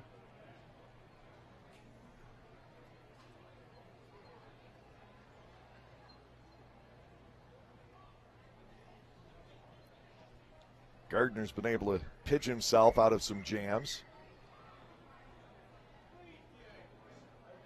And to Piccioli, the 1-0 pitch across the letters for a strike. It is 1-1. Well, the Patriots have left 4 runners on base already today. They have potential of 2 more in this inning. 40 the first 3 games of the series. So that to me says that Lancaster pitching has gotten some critical outs when they've absolutely had to. Bouncing ball towards short. That'll be played by Weber. The long throw is good.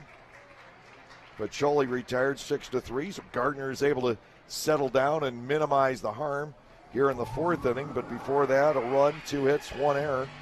2 more men stranded by Somerset. Bottom of the 4th coming up. The offense needs to get something accomplished shortly. It's 3-0 Patriots.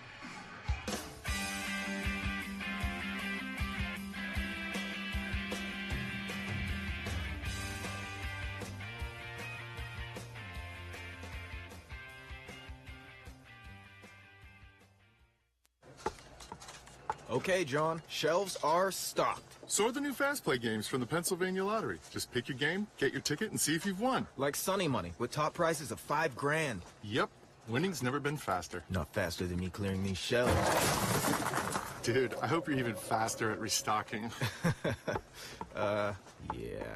Fast Play. Play fast, win instantly. The Pennsylvania Lottery. Players must be 18 or older. Please play responsibly. Benefits older Pennsylvanians every day.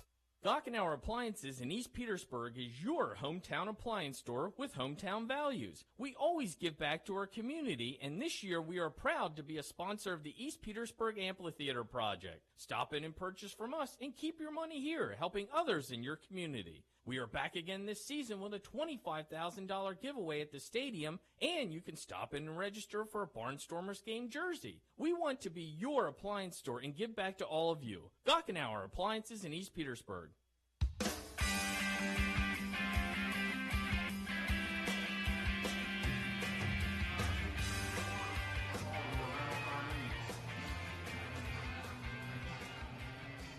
Lastings Millage, Cole Garner, and Sean Halton are the scheduled hitters as we go to the latter half of the fourth inning.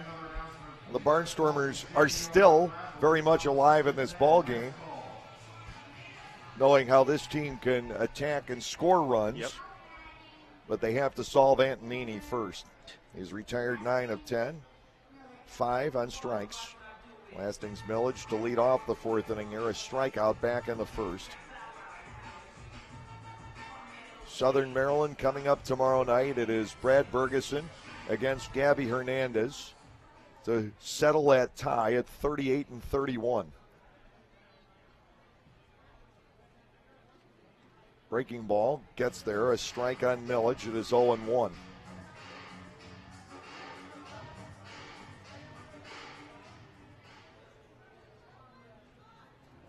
Left-hander back to the plate. He deals upstairs. 1 ball, 1 strike. Antonini hasn't been that efficient. In fact, he has thrown more pitches per hitter than Garner. 4.7 to 4.2. Popped up foul out of play. With that has come a lot of strikeouts. That's right, though. Lastings Millage at a ball and 2 strikes here, leading off the bottom half of the fourth inning.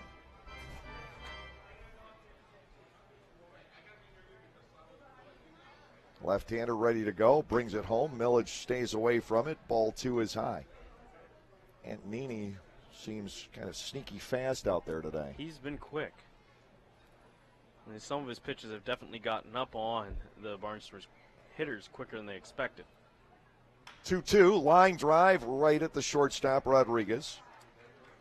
1 out here in the fourth inning. Cole Garner stepping in. He's been Lancaster's only base runner so far. A single into left field back in the first inning. Really hoping the swelling on Garner's finger is just about gone, all told.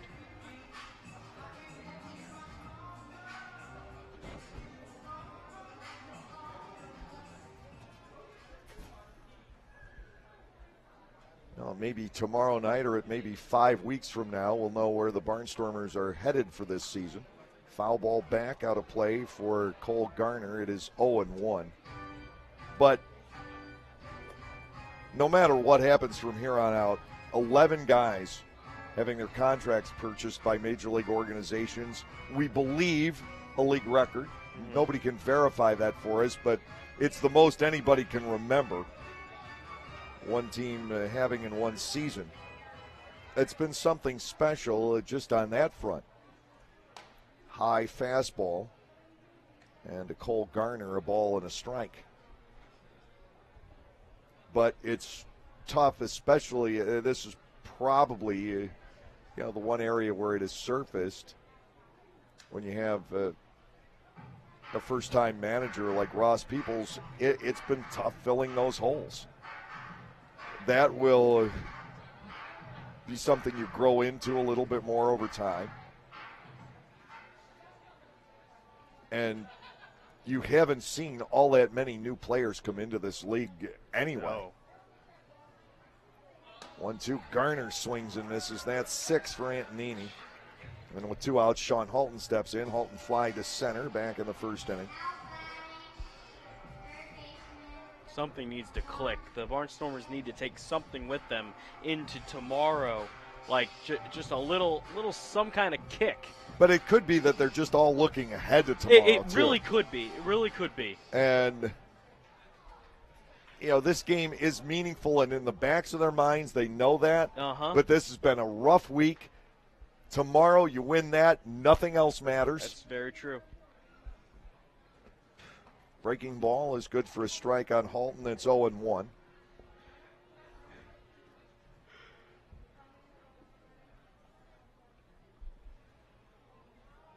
Mike Antonini comes back. Halton with a swing and a miss. He's quickly down 0-2. But it certainly does look like there's not a lot of energy out there today. We've said that before, and the team has come back and won games late. They have. Halton with a 3-pitch strikeout. Antonini, his fans 7. Nothing across in the bottom of the 4th inning. We'll go to the 5th. 3-0 Somerset.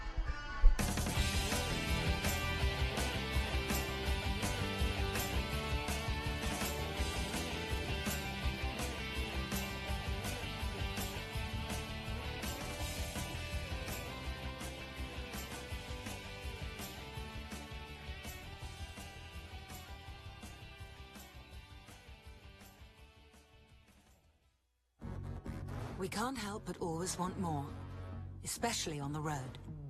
More horsepower, heightened handling, elevated design. Get more out of your drive with the Lexus IS. Bold styling, track-tuned handling, available 306 horsepower. Experience the exhilaration of the IS 350, IS all-wheel drive, and IS Turbo. See Bobby Rahal Lexus in Mechanicsburg. Enjoy baseball and music this summer at Clipper Magazine Stadium. No matter what your taste in music might be, we have a night for you. Rock, oldies, country, funk, jazz. We have it all covered over 8 weekend nights this season. Each of those evenings will kick off with a Barnstormers game at 6:30. Following the baseball action, music will take the spotlight to complete our entertainment doubleheader. Check your Lancaster Barnstormers pocket schedule or our website at www.lancasterbarnstormers.com to check out the concert dates. Barnstormers Baseball. Make a night of it.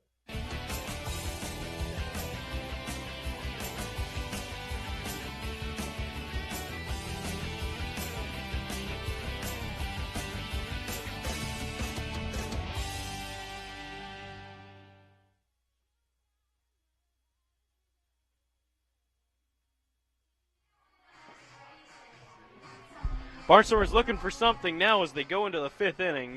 Just a little bit of anything. A quick inning by Gardner, something that could really help the Barnstormers kind of get back into some sort of way to do some good for themselves. But that will be on another note as the Patriots come up quickly, and they already have a base runner to begin the inning off Joe Gardner. Carlos Guzman comes up, looks at one pitch of the at-bat, drives it right between Hoover and Clevenger for a base knock. The Patriots already in business with a runner on first base and no men down. Gardner certainly needs to help himself minimize any damage that could be forthcoming in the inning. First pitch of the at-bat is called strike one. We've seen very good strike one calls, getting ahead of the count, getting ahead of the hitters at the plate. That hasn't been a problem for Gardner today, as we've seen with other starting pitchers. Things have been a little risky. Early steal attempt. Gardner's going to run right at Guzman. Toss to first. Clevenger's got him dead in the water. Good call by the infield there. Gardner is going to get in his stretch position and get ready to deal. And infield yell, step off. He stepped off and had Guzman dead to right. He does exactly what he needs to do. He runs right at the runner, and he had nowhere to go. He tried to go back. Guzman tried to go back to first base. No shot. Quick flip by Gardner. Now he's back in the windup. We have one man down. And here he goes now to Omo. Omo hits one. It'll just elude Brian Hoover, as he just can't come up with that one. That's a nice base knock out of Omo Rosario. So Barnstormers erase one of the singles, and now Omo's on with a single for himself. So caught stealing on Guzman. And now Omo Rosario's on, so Omo also will take his share of stolen base attempts. He's got about 13, 14 successful steal attempts this year. Possibly looking for more. Clark has only had one that he's had to work with tonight. That was a successful steal for the Patriots on a throw that got into the outfield because Clark was expecting some coverage over at second base, but there wasn't any. Christian Marrero steps in. He looks at ball one now to begin his third plate appearance of the evening. He singled in the first, and he was a 4-3 putout in the third inning. A little throw over to keep Olmo nice and reasonable, keep him a modest lead, keep him honest over at first base. Around the league, Long Island, I believe, is still leading. What else is new? For their past 9 games, they've been absolutely on a tear. Another throw over, keeping him honest. They still lead 2-0. New Britain leading 5-2 over York still, and Sugarland, the Skeeters are 4-3 over the Bluefish.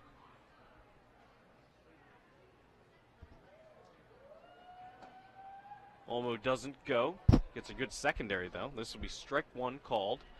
1 ball, 1 strike to the first baseman, Christian Marrero.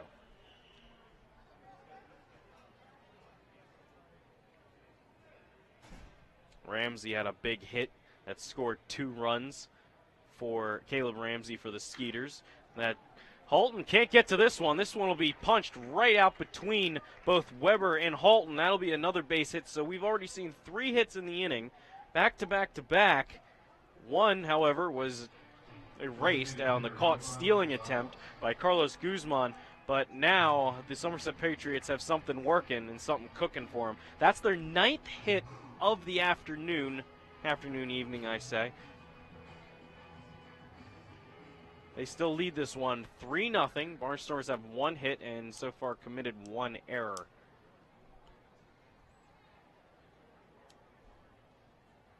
So Barnstormers infield sets up for the double play, and the corner set up very modest deep.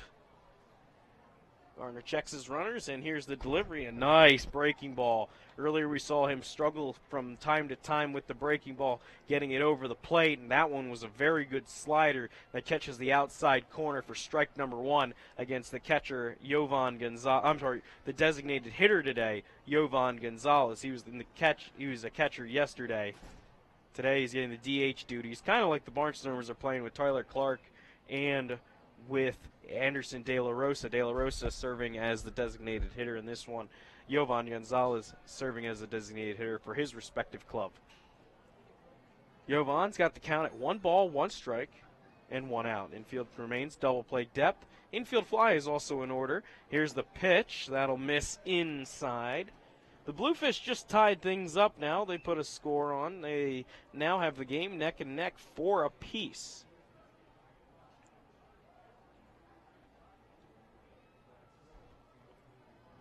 We'll also give you some insight as to what's going on at the show. 2 balls, 1 strike. Hoover runs over the bag, but nothing will amount to that. It's a good idea, keeping Olmo honest over at second base now. Not saying I could see or plan for a double steal attempt, but with the pesky Patriots, you got to keep your mind open. This one will be chopped foul at the plate, and it'll trickle back toward the on-deck hitter, Adam Donahue. In the big leagues right now, it's a bunch of games are underway. A lot of games are getting into the later innings. The Giants and Nationals, they don't have a delay this time for the first time in their series with the Giants. Nats are trailing 3-0. Chris Stratton throwing a great game. He's 6 2/3 innings with 10 Ks notched. Swing and a miss. Down goes Jovan Gonzalez. Swings through strike 3. Barnstormers get their 2nd out of the inning and can breathe a little easier. Adam Donahue, today's catcher, he'll dig in. He is 1 for 1. Singled in the 4th inning. He walked in the 2nd inning. And then an unlikely stolen base. That was the only one that Clark has allowed today. The Pirates and Blue Jays are at it at the Rogers Center up in Toronto, Canada. Blue Jays leading 7-1. The bringer of rain, Josh Donaldson, absolutely lifts one out of the ballpark. And Justin Smoke also smoked one himself. When he was with the Mariners, there was a notorious smoke bomb every time Justin connected on one. Gardner delivers. This one will be fouled off to the right, and he'll get off some signage. 2 strikes now to the catcher, Adam Donahue. Indians and Rays tied 3-3. They're going into the top of the 8th inning. Steven Souza Jr. has a home run for the Rays, and Edwin Encarnacion has one for the Indians. Tigers and Twins, 4-4. The Twins were ahead 4-0, and the Tigers aren't giving up. They've put up 4 runs for themselves. Gardner throws a nice curveball, but it breaks low. The count is now 1 ball and 2 strikes to the backstop, Donahue. Miguel Sano's got a home run, and Bulldozer, that's Brian Dozier, has a home run for the Minnesota Twins as well. Rockies and Marlins. Marlins 5, Rockies 3. Another foul ball just into the netting. Giancarlo Stanton now has 21 home runs in his last 33 games. Try and wrap your mind around that. He's also the 12th youngest player at age 27 to get his 250th career home run. The Mets are leading the Phillies 4-2. Michael Conforto's on an absolute hot streak. He's had home runs in his last 4 days, the 3 of 4 days. Donahue fouls one right at the dish. Count remains 1 ball, 2 strikes. Conforto's now got 26 homers on the season, and he's got to be the one to step up for the Mets, because they just traded Jay Bruce over to the Indians for a minor league relief pitcher. And now he's got to be that force in the outfield to really help put some numbers up for the Amazons if they want to continue to stay above the Phillies and not trickle into last place. They're leading 4-2. The Royals are blanking the White Sox in the 3rd inning that just ended 8-0. This one will be check swing. There is an appeal, but will not result in a strike 3. 2 balls, 2 strikes now at Donahue. Royals came back in yesterday's game to beat the White Sox. Whit Merrifield's got a homer, and Lorenzo Cain's putting a good game together for himself, too. They put up back-to-back 4 spots in the 2nd and 3rd inning. Everything will reset now. 2 balls, 2 strikes, and here comes the offering from Gardner. They went right back outside with a breaking ball, but Donahue thinks better of it, does not swing, so the count's going to swell to 3 balls and 2 strikes. There's some sign of bullpen work down in the Barnstormer bullpen. They put up right-hander in there. 3 balls, 2 strikes, and here comes, looks like Kuchno's out there warming up. Gardner delivers, runners go, fouled off and back. Another 2-strike foul ball will be on is what Gardner has to go through. And everybody will retreat, and we'll do it over again. The Brewers are beating the Reds 3-2. They're in the bottom of the 4th inning. Adam Duvall has absolutely been tearing the cover off the ball lately. He's got another home run for the Big Red Machine. The Braves are blanking the St. Louis Cardinals 4-0 off Michael Wacha. Brandon Phillips has a nice 2-run jack for himself, and Ender Inciarte is also putting together a very good game. In the state of Texas, the Rangers and Astros still vying for that silver boot. It's 0-0 in the top of the 3rd. There's a few games on tonight, more than a few I should say. The Orioles game starts soon. They're against the Athletics tonight. Jeremy Hellickson versus Kendall Graveman. Here's the pitch. That'll miss low and away. Bases are loaded now for the Somerset Patriots, and Justin Trapp is going to come up to bat. Second baseman Justin Trapp. Angels and Mariners. Parker Bridwell against Ariel Miranda. Bridwell is 6-1, and Miranda is 7-5. The Dodgers and Padres, Luis Perdomo and Kenta Maeda. Dodgers continue to just work at home. 48-14 is their home record. It is absolutely disgusting how well they do at home. Gardner starts the at-bat off with a nice slider that Trapp flails for and misses rather badly. Cubs and Diamondbacks, Jake Arrieta against Zach Godley. Giants and Nationals have a doubleheader today. Their game 2 will be Matt Moore, who's put up a very dismal season, 3-2. This one will be a foul. Well, makes a little bit of contact, I believe, or maybe just even a swing and a pass ball almost, but nobody advances. 2 strikes nonetheless. Matt Moore 3-12 against Max Scherzer 12-5. Max Scherzer had a nagging neck injury for a little bit where he had to leave his one start, and he had hit a 3-run homer in Miami and then had to leave when he came out to throw his warm-up pitches. This one misses outside. Counts 1 ball and 2 strikes now to Justin Trapp, the second baseman. Red Sox and Yankees are on tonight at 7 o'clock. Chris Sale against Jordan Montgomery. Yankees are 61-54, believe it or not, and the Red Sox are 66-50, and even 30-30 away. Here's the pitch. That'll be in the dirt. Good block by Clark. Everyone will hold their pose.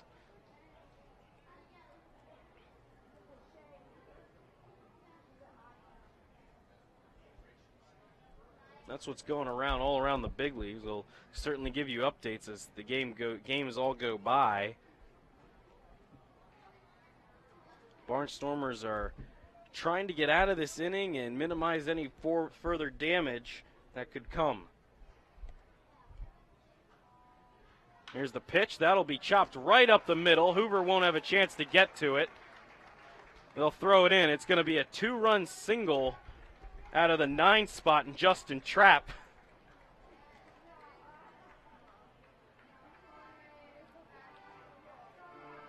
So Hoover gets 2 RBI. Well, I'm sorry, Trapp gets 2 RBIs for himself. That's going to bring home both Olmo Rosario and Christian Marrero. And here comes Scott. Scott's seen enough. Ross has seen enough. Scott didn't even have to come out this time around. But that's enough for the line of Joe Gardner. We'll give you his line after the pitching change. It's going to be Joel Kuchno.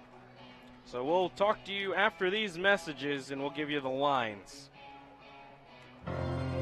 Celebrate the history of our national pastime at the National Baseball Hall of Fame and Museum in Cooperstown. See priceless treasures that will bring your baseball memories to life. Cooperstown is where you, your family, and your friends can relive baseball's greatest moments and honor the all-time greats of the game. Plan your family visit today at baseballhall.org. Silicon, microprocessors, and thousands of lines of code. Raw elements transformed into innovation by Lexus.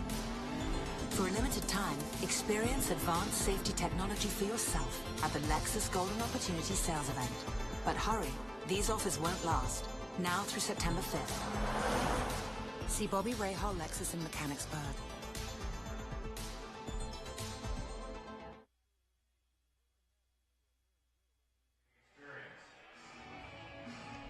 Gardner departs after only going 4 2/3 innings. He allows 10 hits. He allows 4 walks, only strikes out 1, even though he started many guys off with strikes. Just the at-bats just ended up dragging on, and it ended up either turning into walks or base hits. So 4 2/3, 10 hits. He's responsible for all the runners on base, all 2 of them that are left, and the runners that just scored. So 5 runs are earned currently. 5 runs are tallied. 4 of them are earned. John Kuchno, number 36, is in relief of him, and you can best believe that Ross has in mind that Kuchno is going to end up going about 4 innings. Probably 3, if not finishing the game out, depending on how he pitches. And his last time out, he absolutely did stellar.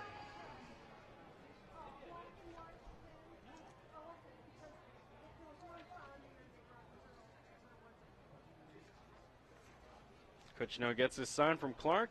The batter is Alfredo Rodriguez as they turn the lineup over. He starts him off with strike 1 on the outside corner.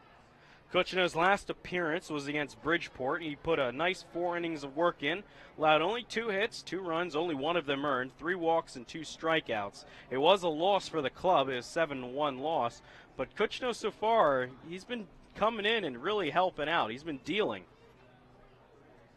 Kutchino works with 1 strike on Alfredo Rodriguez. Here's the pitch. This one will be hit right over to Hoover. Hoover's going to go the short way to shortstop.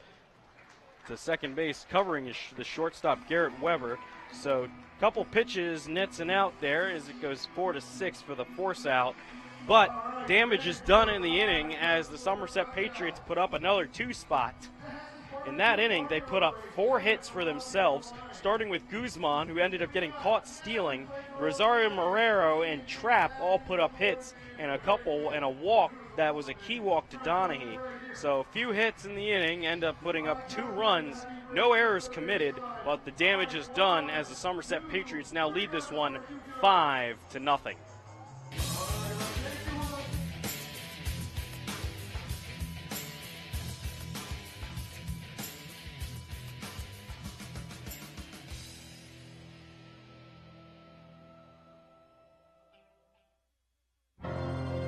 Celebrate the history of our national pastime at the National Baseball Hall of Fame and Museum in Cooperstown. See priceless treasures that will bring your baseball memories to life. Cooperstown is where you, your family, and your friends can relive baseball's greatest moments and honor the all-time greats of the game. Plan your family visit today at baseballhall.org. Not only does the Federal Tap House have the largest selection of craft draft beers in Lancaster City, they have amazing food to go along with those elite beers. Open every day for both lunch and dinner, their menu has something for everyone, including a special lunch menu available every Monday through Friday, as well as their normal menu. So when you're in the mood for great wood-fried pizzas, handcraft coal-fired burgers, or our all-inspiring duck fat fries, head over to the Federal Tap House. That's the Federal Tap House, 201 North Queen Street in downtown Lancaster, open by 11:30 every day of the week.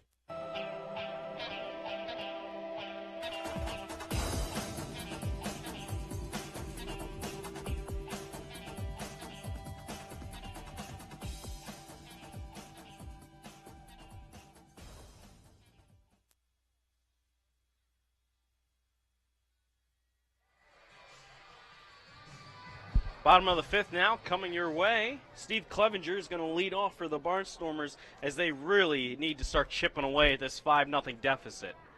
5 runs on 10 hits for the Somerset Patriots. Barnstormers have yet to put up a run, and they have their 1 lone hit of the afternoon that came all the way back in the 1st inning as they've gone down in order the last 3 times up.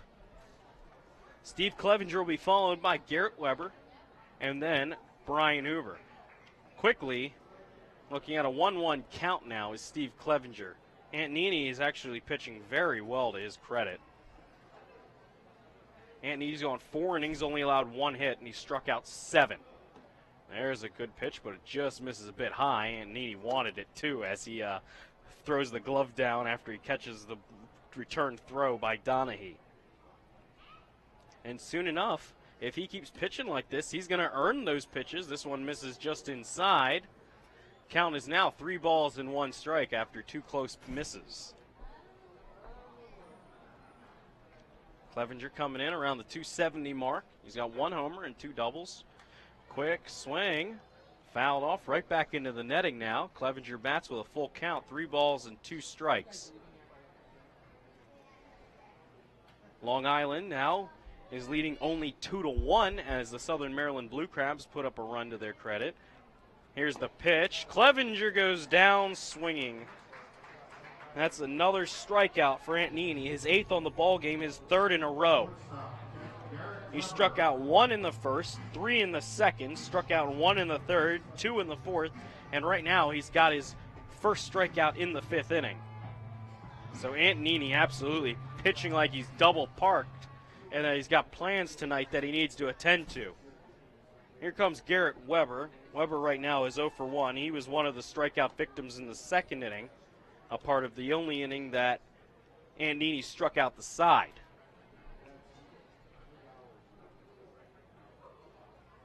One ball offering on its way now to Garrett Weber. This one will be called strike easy right down the pipe.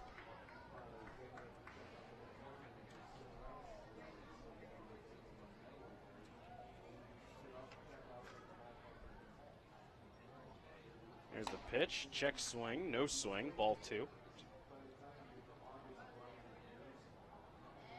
Surprisingly enough, that the Somerset Patriots, after all their signings, they only have 3 gentlemen on the team who have actually notched Major League time. Strike 2 called, count levels, 2 balls and 2 strikes.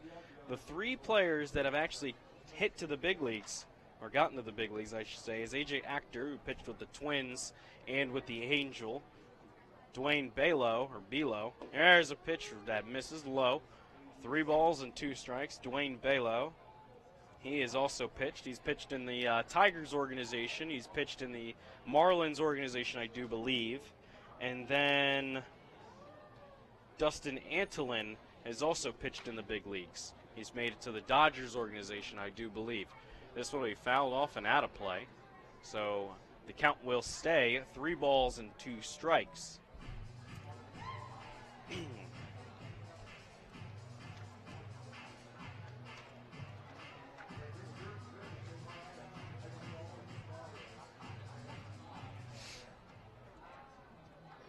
Good old Dustin Antolin. Now he's got 20 strikeout. I'm sorry.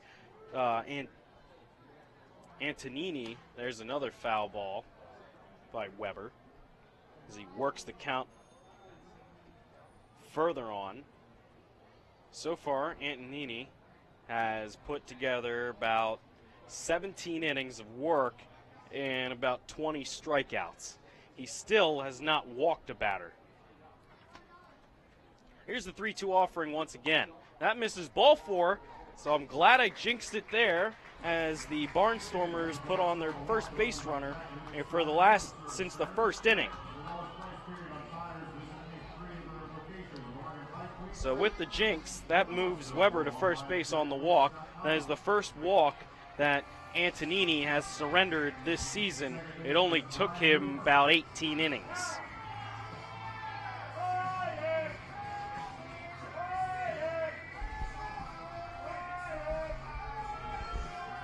Up to bat now is the second baseman, Brian Hoover. He took over for the moving of Garrett Weber to shortstop and moving him into second base now. He looks at first pitch strike on the outside corner. That is strike 1 to the 40-year-old infielder. Barnstormers desperately need some action to go on in their inning here.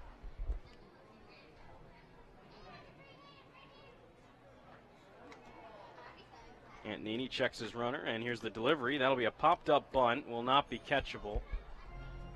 So an interesting idea as they try to play a little small ball. It doesn't work, though, and Hoover's looking at an 0-2 count. De La Rosa is on deck, barring a double play.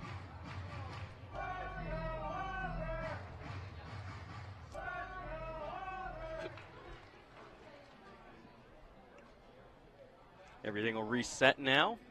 0-2 offering will be on its way from Mike Antonini. Here's the pitch. Swing and a miss. Hoover goes after a ball just a little high. That'll be the second out of the inning now as Hoover is set down on strikes. It's a 9th K now for Antonini. Anderson De La Rosa is going to come in and take his hacks.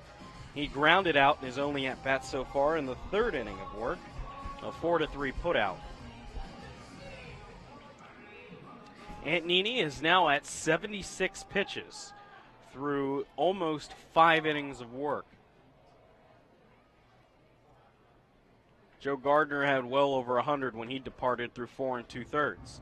First pitch starting of the at-bat misses high and inside for ball 1.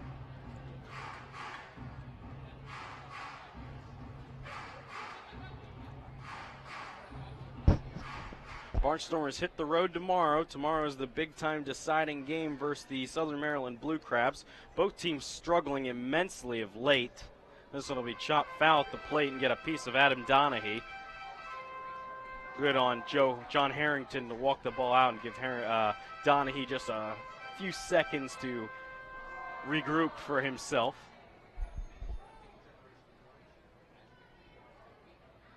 Anderson De La Rosa is going to bat with 1 ball and 1 strike with 2 men down now here in the Barnstormers' 5th inning. Barnstormers have had 2 base runners this entire game. The one in the 1st and now 1 in the 5th inning.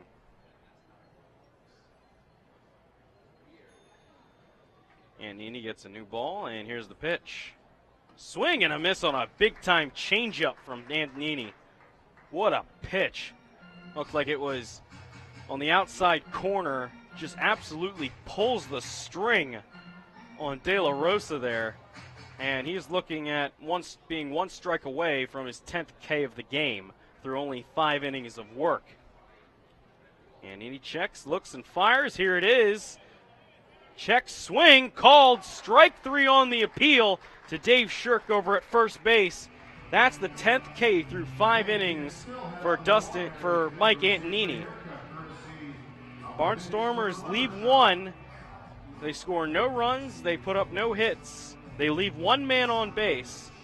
Clean inning of work for the Somerset Patriots, notching no errors. Barnstormers continue to trail right now, 5-0, going into the top of the 6th inning.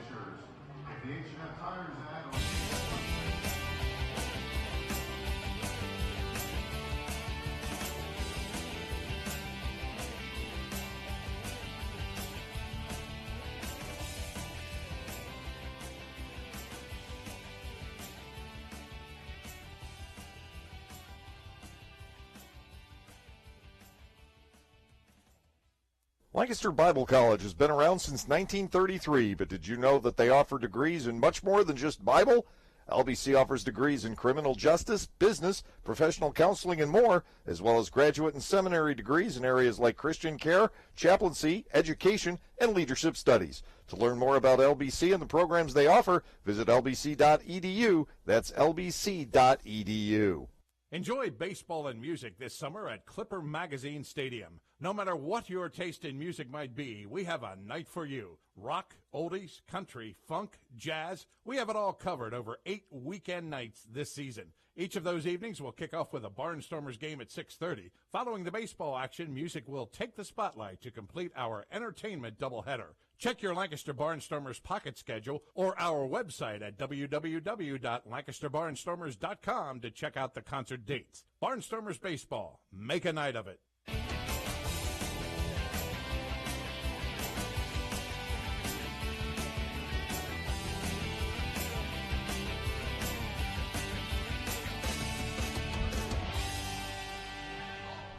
Well, John Kutchno came on last inning and got Alfredo Rodriguez to hit into a force out, ending the inning. And now he'll face Aaron Eggleston, Justin Piccioli, and Carlos Guzman here in the 6th. 5-0 Patriots, and there hasn't been a lot of life shown in the Barnstormers this afternoon. Again, you're looking ahead to tomorrow. This has already been a very long week, a grueling stretch of games against the stubborn Bridgeport and Somerset batting orders that have worn down Lancaster pitching. The guys have been on the field quite a bit. It's been a rough week. Here is the leadoff batter, Eggleston, in the 6th inning, and Kutchno finds the range for a called strike. It is 0-1. John pitching for the first time since his 4-inning start at Bridgeport Wednesday morning, or early afternoon, realistically. Fastball is outside, seemed like morning. Yeah. 2 hits and 2 runs, 1 earned there in 4 innings with 3 walks and 2 strikeouts. Kutchno back into the motion. He is low. And Aaron Eggleston, 2 balls and a strike. It's nice to see that the Barnstormers actually got a base runner on in the 5th inning, and that was the first walk that Antonini had surrendered thus far through about 18 innings of work. He's thrown 80 pitches. Next offering, taken to left field, charging in Millage. He'll make the sliding grab, out number 1. Eggleston retired. Second time in a row, Aaron Eggleston has hit the ball hard and been retired. 1 out. Here's Justin Piccioli. 1 for 3 with a run batted in. But the number of runs that have scored for the Patriots today, and this is just the way they go about things, the number of runs they have scored on bouncing balls through the infield. Yeah. They don't have an extra base hit in the game. 1 out, and the delivery is low. Ball 1 to Piccoli.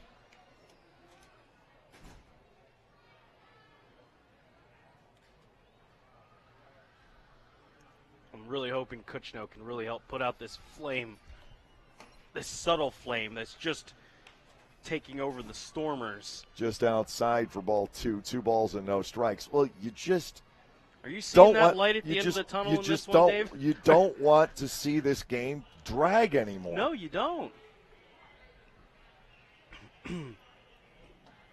Upstairs for ball 3 and no strikes on Piccoli. Must be an epidemic throughout the team. Just having a really tough time throwing strikes at times. And a strike there, taken on the outside corner by the right-handed batting center fielder. It is 3-1.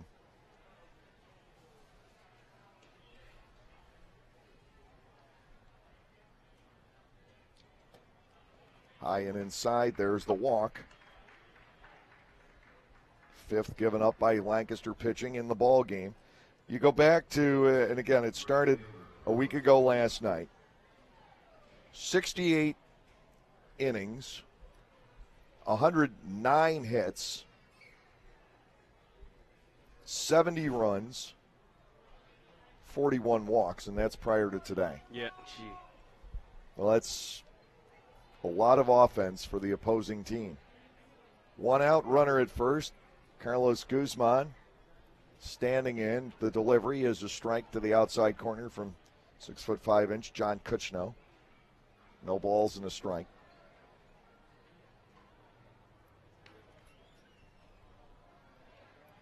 And what you need is that shutdown start. And this is where it's so important for a team to have a Pollock or a Schwinden. Chris Schwinden. As we have had in the past, because every 5th day you were going to get 8 innings. Yep. And it just helps everything get reorganized. Wrapped foul on the ground. Guzman batting at no balls and 2 strikes here. Wonder what the bullpen would give for a complete game outing out of a starter. As good as Bergeson has been, and he's pitched well, it's generally 6 innings. Mm-hmm. And you still need the bullpen to back it up. He starts to get hit about the 3rd time through the batting order. Mm-hmm. Fouled away by Guzman, and here we go again. More 2-strike foul balls. 1 out, 1 on here in the 6th inning. And we're headed in that direction. The Barnstormers may throw 200 pitches again today. I wouldn't be surprised with 4 more innings of work left to do. Well, 3 more in the rest of this, 3 2/3. Here's the 0-2. Guzman gets his feet out of the way. Ball 1, 2 strikes.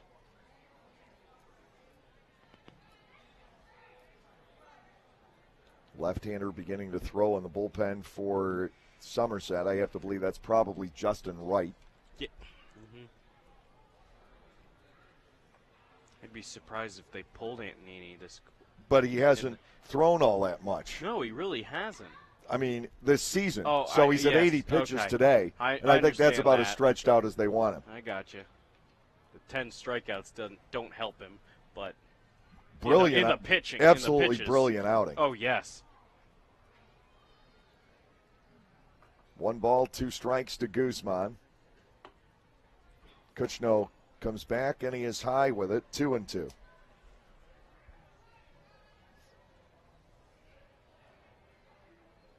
There just doesn't seem to be any way out for the Barnstormers pitching this week. No storm clouds in sight to help with this one either. 2-2. Bouncing ball shortstop. That's going to help. To Hoover 1. Back to Clevenger. A double play. 6-4-3. That definitely helps the cause. No runs, no hits, no errors. Nobody left on. Bottom of the 6th coming up. 5-0 Somerset.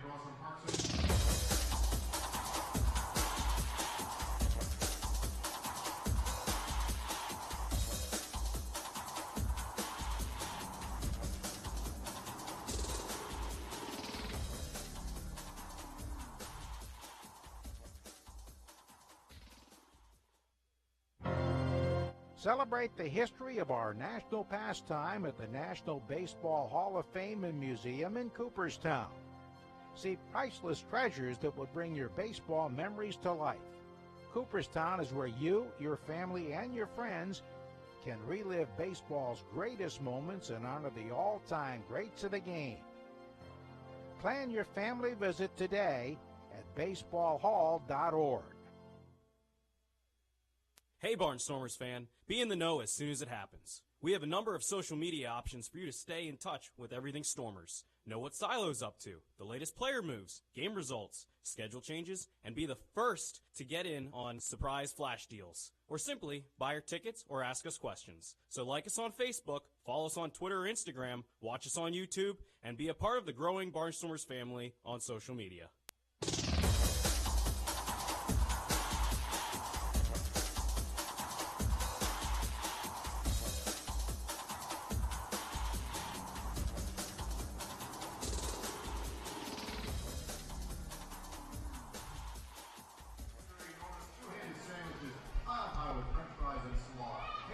We go to the bottom of the sixth inning. Somerset with a 5-0 lead, and Somerset will stay on the left side of the mound, and still haven't verified it, but I have to believe this is Justin Wright into the ball game. Saw him for a couple of scoreless innings in the series opener back on Thursday for the season. Wright 3-1 with a 3.72 ERA. This is his 36th appearance. But you look at it for Somerset. You go down. Belo's been in 34 games. This is the 36th for Wright. Shaban's been in 38. And they've been with the club all year. And then you look at the Barnstormers side, and you've got 7 pitchers who have been in 40 or more games. And it's because of the lack of deep starts on the Barnstormers side. Here is Tyler Clark, a strikeout victim, his first time up. Right to the plate. Clark with a swing and a miss here. It's 0-1. Antonini, 5 innings, 1 hit.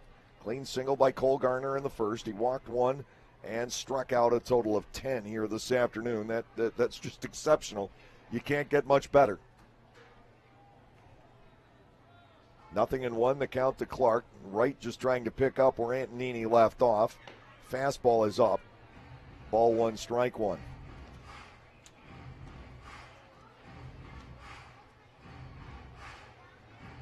York has fought back to tie New Britain. It is 5-5 in the 8th inning. Just when things weren't getting bad enough.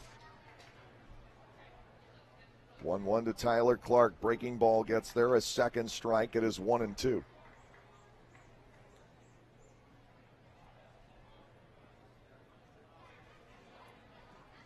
Need New Britain to come out on top. If the Barnstormers we could can't certainly use that. Here's the wind. 1-2. Clark checks. Fastball is up. Ball 2 and 2 strikes. 3-1. Long Island over Southern Maryland in the 7th. Sugar Land and Bridgeport. 4-all in the 8th inning. To Clark, here comes the 2-2. He swings and misses. 11 strikeouts now for the Patriots left-handers here today. 1 away. Bo Amaral to the plate. He is 0 for 2. He is flied out and grounded out.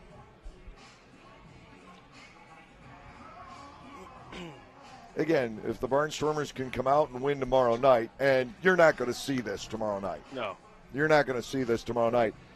Then you don't have to worry about the rest of the season. You can decompress. Yes, you can, by a long standpoint.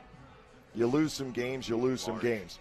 If the Southern Maryland wins tomorrow night, the Barnstormers have their hands full with York in this race, and I don't think right now it's looking all that promising. Not all on the stretch of all games 6 they have to go head-to-head through. games are in York because of the wrinkle in the schedule this year, where we play far more over there than we do here. Ball 1 on Amaral, 1-0.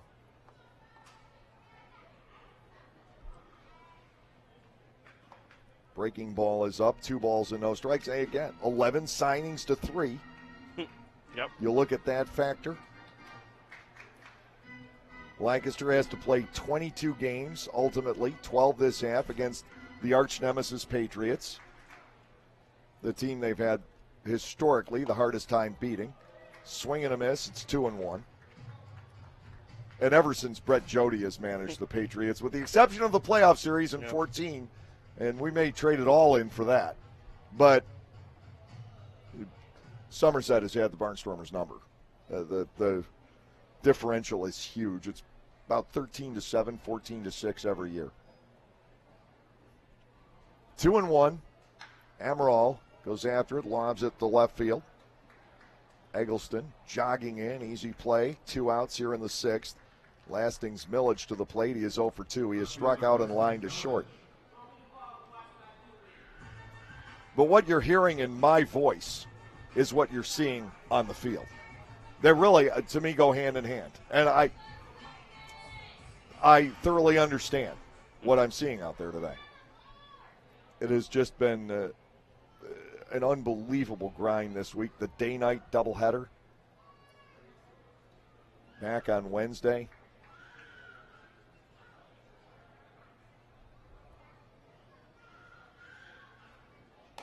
First pitch is high, ball 1 and no strikes. And I think Gonzalez is warming up, but I don't know. that is him. Yeah, okay, I thought so. Nice job done by Kuchnow. Yeah, anyways. That just goes hand in hand with the job he's done for the year since joining us. Ground ball, second base. Easy play for Trapp. Easy inning for Wright. 1, 2, 3 go the Barnstormers. Will hit the 7th. 5-0 Somerset.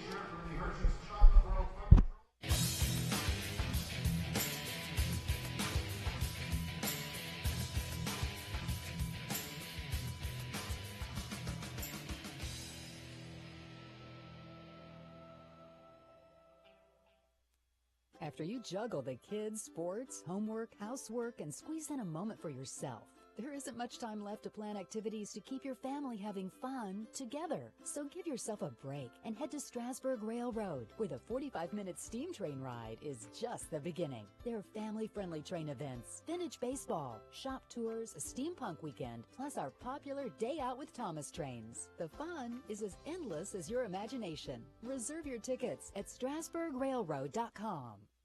The Federal Tap House is a great place to stop by after a Barnstormers game and continue your enjoyable evening in downtown Lancaster. Featuring 100 beers on tap, including many craft beers from here in Central PA, the Federal Tap House has something for everyone's palate, not to mention a full bar and elegant wine selection for the non-beer geeks in the group.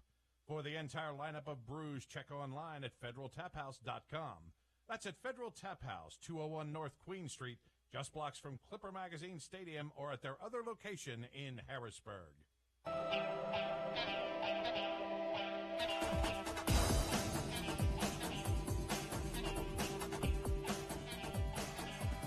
Well, a big addition to the Barnstormers this weekend is left-hander Luis Gonzalez. He takes the hill here today. He's 34 years of age now, out of Santurce, Puerto Rico. But the arm is not 34 because he took about 3 years off prior to last year taking care of his ill mother back at home in Puerto Rico.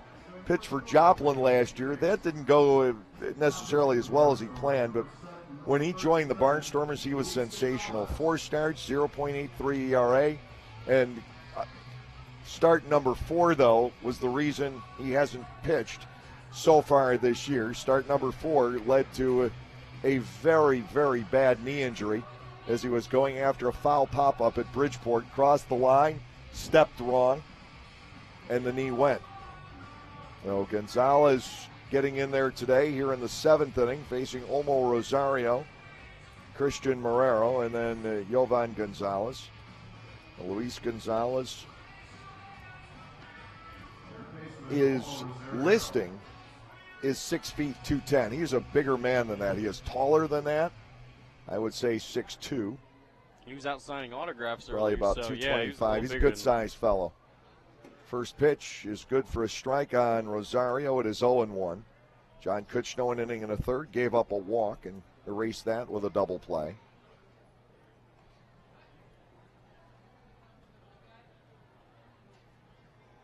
The 0-1 pitch taken into center field, a base hit. And, of course, The key for Gonzalez, besides just getting his feet wet, as he has only recently been medically cleared to play, is the psychological effect of how does he feel pushing off that knee. And I can't remember. I think it was the right one.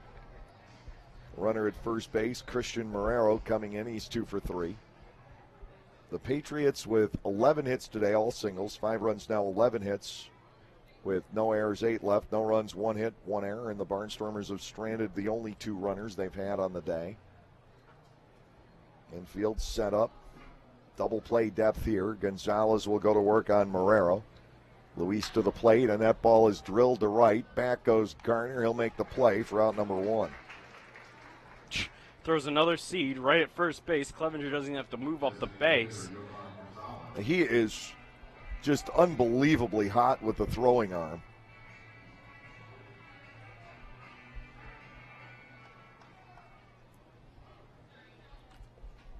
Here is Gonzalez, Jovan Gonzalez, facing Luis Gonzalez. 0 for 3 with a run scored. Luis Gonzalez is not related to longtime Barnstormer shortstop Danny Gonzalez, but they went to the same high school in Florida. They're from the same hometown, and they've been very good friends for a very long time.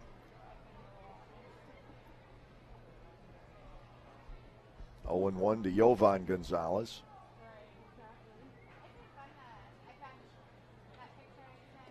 That breaks way inside, gets away from Clark, and on to second goes Rosario. We'll see if we can get a bead on the ruling here. Probably a pass ball. For a second, I almost thought that it hit Gonzalez. But since it didn't, I would have to think that's a pass ball.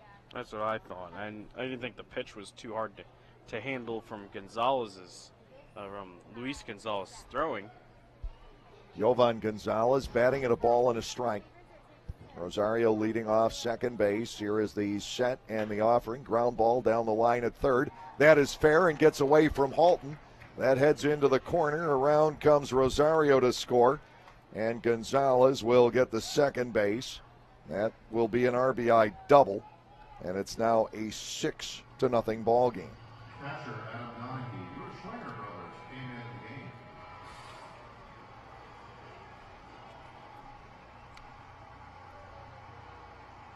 Adam Donahue to the plate. He has walked twice and blooped a base hit out the left. This one's just getting nasty. It's getting out of hand.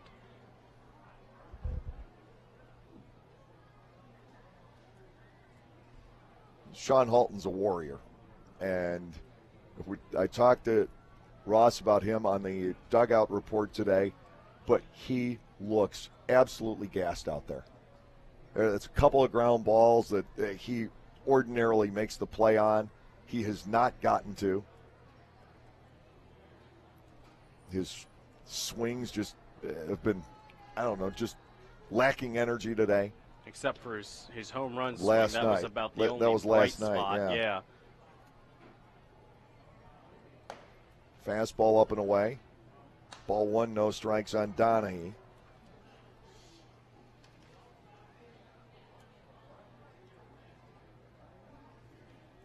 Halton has started every game since the day game back on May 27th.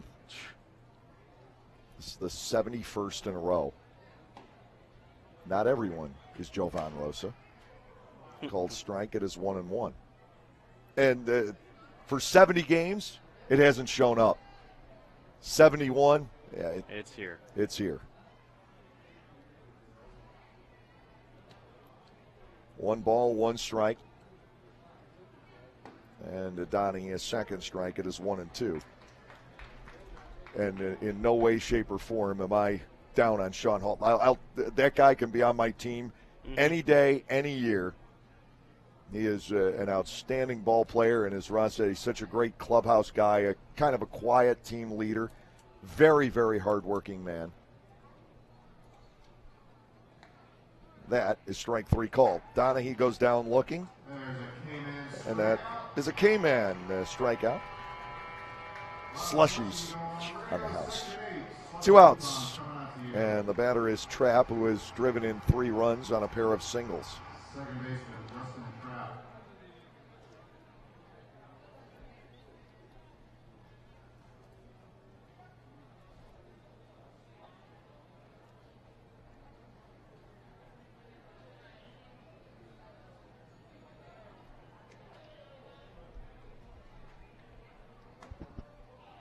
upstairs from Luis Gonzalez. Ball 1, no strikes. Halton will bat in the bottom of the 7th inning, and he might do what he did last night. He might jump all over a pitch and hit a home run. That would be glorious. That would be wonderful to see, so the Barnstormers at least avoid a shutout.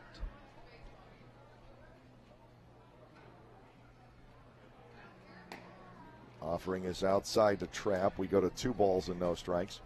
And I can't bring up the automated scorebook at all. Oh, wait, there it is. Had it up on a separate screen. I got to determine. Yeah, it was charged as a wild pitch. So that means an earned run. 3-0. Job of the official score is not an easy one. And people always want to dispute it, and there are a lot of calls you can look at both ways. Sure can. And you just have to make that decision on how it seemed to you at that time. Fastball for strike 3-1. You get to the postseason World Series and the like, they actually have 3. And they vote on every play. I see. That's not a bad idea. But those and are often it's circumstances two, you got to get it right. Often it's 2-1. Oh, well, there you go. High and outside, ball 4. Gonzalez giving up a walk, and it'll be Alfredo Rodriguez batting for the 5th time, and we're on that pace again. We're going to see Rodriguez conceivably, it's not locked in, but conceivably a 6th time in the game. And that would be 6 out of the last 8 9-inning games where the opposing team has started the 6th time through the batting order. And if you're looking at maybe Sean Halton seeming to be a bit tired today, that's one of the things you can look at. Bouncing ball again headed toward the middle. It's Hoover right at the bag. He'll take it. That forces Trap for the final out. So it is 1 run in the inning on a couple of base hits with no errors and a runner left in scoring position. We will go to the bottom of the 7th inning, 6-0 Somerset.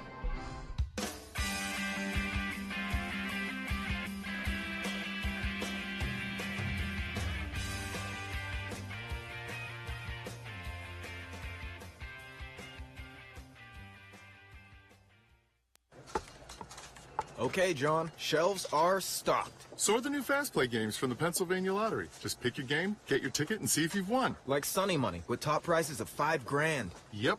Winning's never been faster. Not faster than me clearing these shelves. Dude, I hope you're even faster at restocking. Yeah. Fast Play. Play fast, win instantly. The Pennsylvania Lottery. Players must be 18 or older. Please play responsibly. Benefits older Pennsylvanians every day. Gockenauer Appliances in East Petersburg is your hometown appliance store with hometown values. We always give back to our community, and this year we are proud to be a sponsor of the East Petersburg Amphitheater Project. Stop in and purchase from us and keep your money here, helping others in your community. We are back again this season with a $25,000 giveaway at the stadium, and you can stop in and register for a Barnstormers game jersey. We want to be your appliance store and give back to all of you. Gockenauer Appliances in East Petersburg.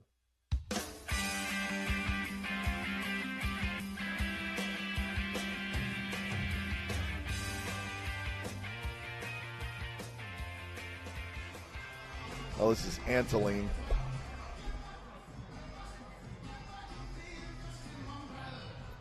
It'll be right-hander Dustin Antoline here in the bottom half of the 7th inning. The other night we had some ID confusion because he jumped into Kyler Newby's uniform number. I'm so used to Newby being number 12, but he's on the DL right now. And Antoline, who had been wearing 25, absorbed that uniform number. They'll be facing Garner, Halton, and Clevenger. Lancaster stepping in, down by 6 runs here this afternoon. The Barnstormers saw Antoline in the 9th inning the other night. They got a triple out of Bo Amaral, and he struck out the side otherwise.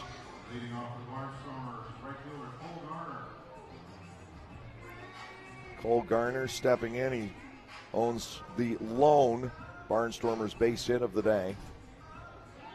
It was a 2-run single by James Skelton. puts the New Britain Bees ahead of the York Revolution. Antonini pitched one game in the major leagues. It was last year for the Toronto Blue Jays. Gardner digging in, right-hander into his motion. The pitch rolled to third, easily handled by Olmo Rosario, and the throw across the diamond stretches Marrero toward the plate, but he holds the bag.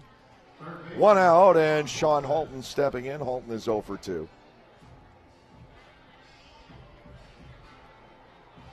He has flied to center, and he has gone down swinging. Justin Wright worked the 6th inning, struck out 1.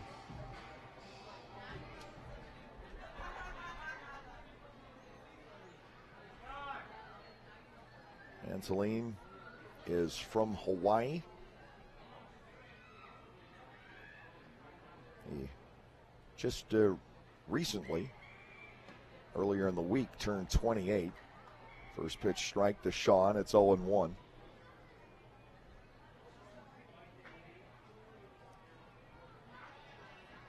And he's got one of those very long, formal Hawaiian names in between Dustin and Antonini.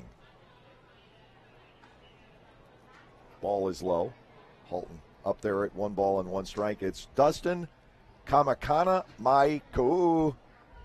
Makualani Antonini. And I'll only say that this once. Thank goodness. That was a mouthful there. 1 ball and 1 strike. Halton again taking, and it's low. 2-1 the count.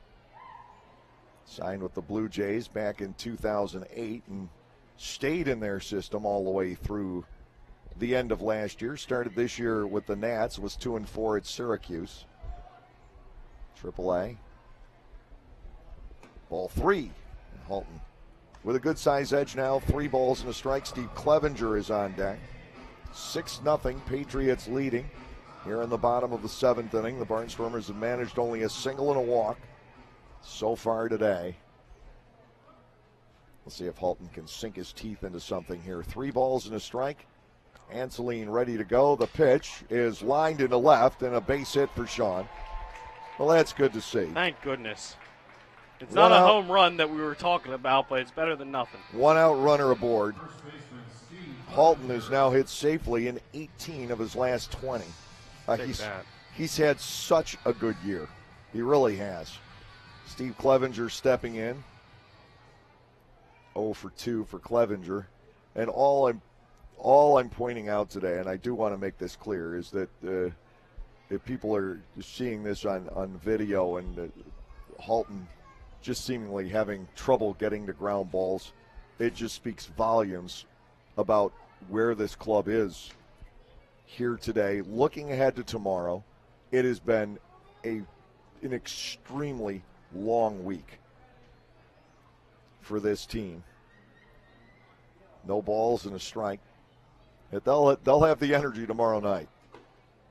I would be highly shocked otherwise.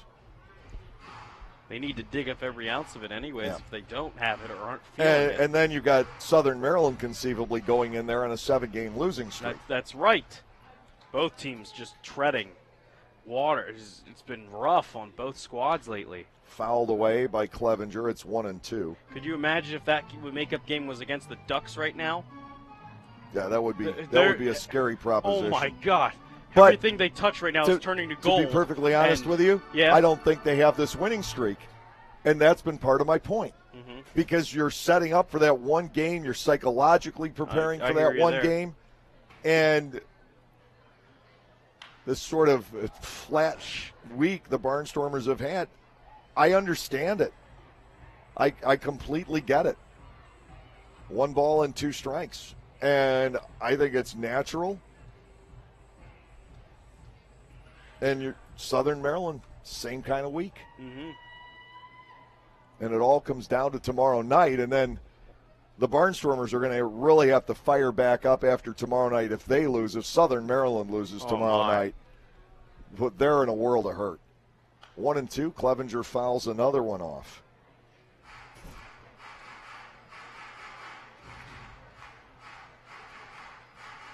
Twelve hits for Somerset today. They finally got their first extra base hit, and it was a roller that snuck inside the bag at third.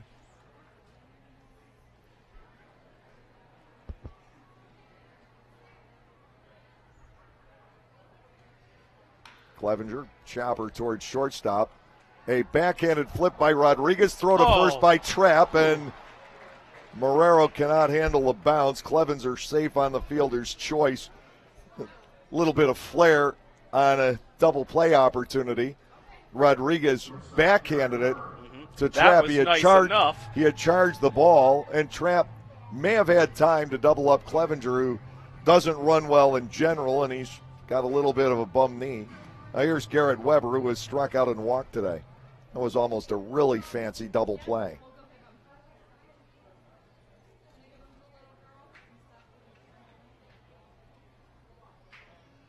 Two outs. Clevenger not really being held. Ball one is low to Weber. 1 ball, no strikes. Brian Hoover's on deck. Nate Coronado was lifted from the game today.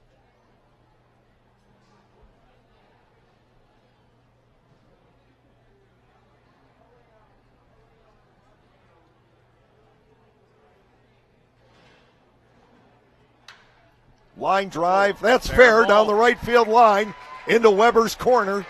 Charging toward third is Clevenger, and Garrett Weber has his 5th extra base hit of the weekend. Charging toward third is Weber? Is Clevenger charging? I don't know about that much. Second and third. Chugging along to third is Clevenger. Brian Hoover with a chance to pick up some runs batted in. He has struck out twice here today. How about this weekend for Weber, though? If there's one bright spot, you can certainly put Weber at the top. Can we call that Weber's corner now? I think you've already claimed it. Yeah, I think we can. I think we can formalize that. We can get the name wrapped. We get a vinyl, just Weber's corner over here. The home run, fair down that line, immortalized here. Yes. That's what got us to tomorrow night. Hoover's really got to get something here now. Runners in scoring position with 2 outs. Antoline to the plate. Hoover fouls it back. It is 0-1. Anderson De La Rosa in the on-deck circle. Let the Barnstormers pick up their 3rd hit of the day. Weber continues to swing the bat well. Halton continues to swing the bat all right. I love the fact that he got a base hit here in the 7th inning. Me too. If something needed to go right for him, it was at least a hit for the day. If you like this game, you've got to be a Sean Halton fan. You just do. Swing and a miss. Hoover goes down 2 strikes.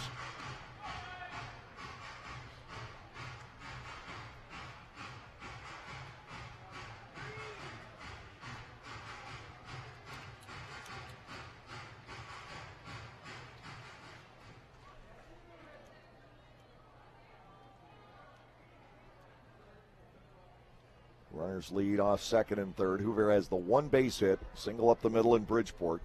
He'd love to match that here. 0-2, fastball upstairs.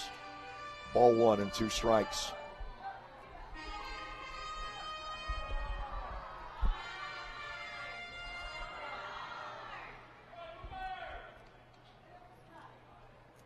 (6-0) Somerset. The Barnstormers, for the first time all day, have a runner in scoring position. 1 ball, 2 strikes with 2 outs. Antoline ready to go. Hoover gets ball 2 on a fastball up and away.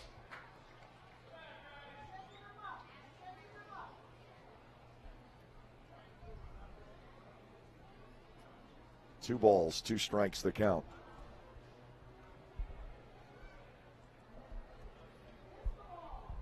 I'd even like to see him beat out an infield hit here. I wouldn't even mind. The infielders are way back. If he could pull a bunt, that would be amazing.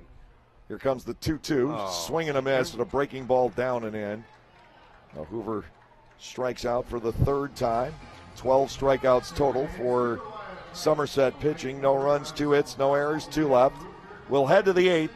It's the Patriots 6 and the Barnstormers nothing.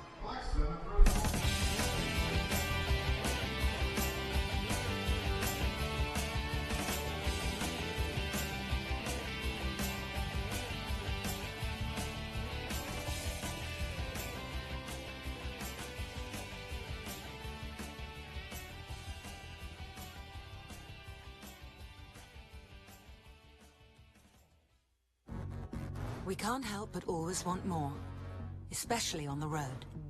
More horsepower, heightened handling, elevated design. Get more out of your drive with the Lexus IS. Bold styling, track-tuned handling, available 306 horsepower. Experience the exhilaration of the IS 350, IS all-wheel drive, and IS Turbo. See Bobby Rahal Lexus in Mechanicsburg. Enjoy baseball and music this summer at Clipper Magazine Stadium. No matter what your taste in music might be, we have a night for you. Rock, oldies, country, funk, jazz, we have it all covered over 8 weekend nights this season. Each of those evenings will kick off with a Barnstormers game at 6:30. Following the baseball action, music will take the spotlight to complete our entertainment doubleheader. Check your Lancaster Barnstormers pocket schedule or our website at www.lancasterbarnstormers.com to check out the concert dates. Barnstormers Baseball. Make a night of it.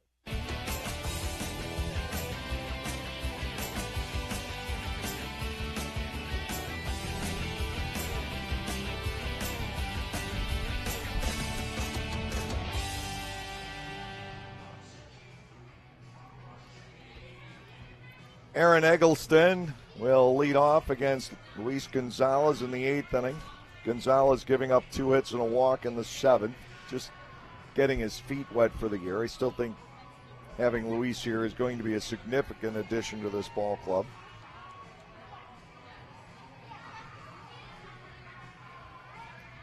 We started the same time that the Revs and the Bees did. I guess they had us by half an hour. So they've got a long one going, too.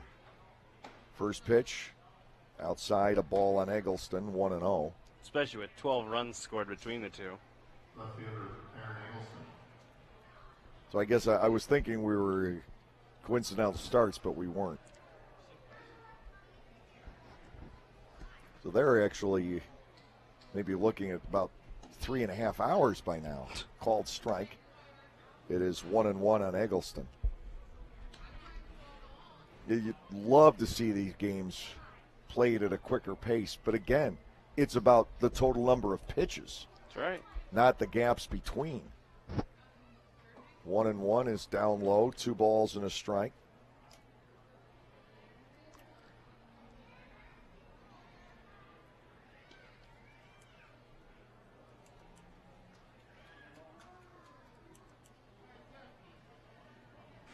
Gonzalez back to work. Eggleston checks, and ball 3 is outside and low. 5 times out of 7 today, Somerset's had the leadoff man on board. 6 times last night. Was it like 5 times or 6 times? Only twice on Friday. Oh, yeah? 3-1. There's the walk. Ball 4. Leading off here in the 8th inning. Walk number 7 given up by Barnstormers pitching today. That's a detriment right there. 20 base runners. Walks. 3 passes. Justin Piccioli will step in 1 for 3 with a run scored and a run batted in. Sugarland has gone back ahead of Bridgeport 6-4. Long Island's lead now 5-1 against Southern Maryland.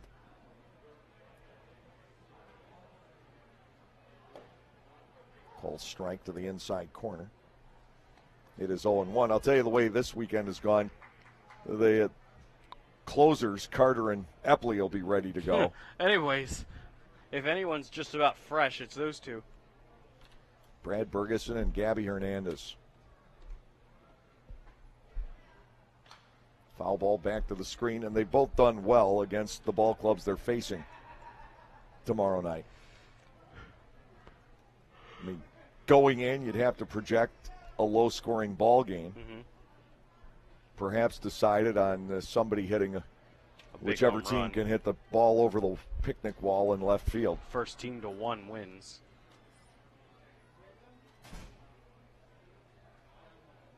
Gonzalez with the 0-2. He is up and away to Piccioli. Ball 1, 2 strikes.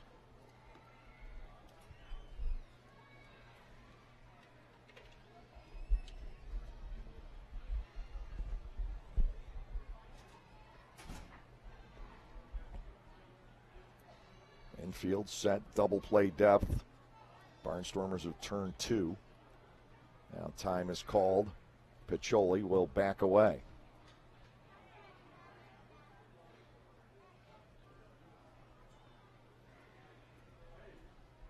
Eggleston still being held at first. Next pitch is in the dirt. We go to 2-2.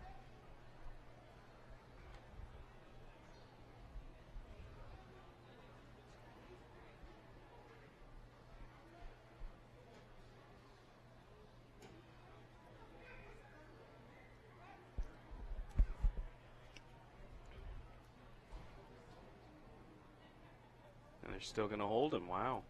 At this lead. High fly ball, right center field. Amaral and Garner get together, and Garner comes out of there with it. Piccoli flies out, one away. Carlos Guzman will be the hitter. Pair of base hits for Guzman here today in the cleanup role. Somerset could hit some home runs here, but this is not a home run hitting team. The Barnstormers are better off facing home run hitting teams. I agree. These lineups where everybody hits 290 and draws walks and steals some bases drive this team nuts. We've seen it with Bridgeport. We've seen it with Somerset. Trying to get the outs. Swing and a miss by Guzman for a strike.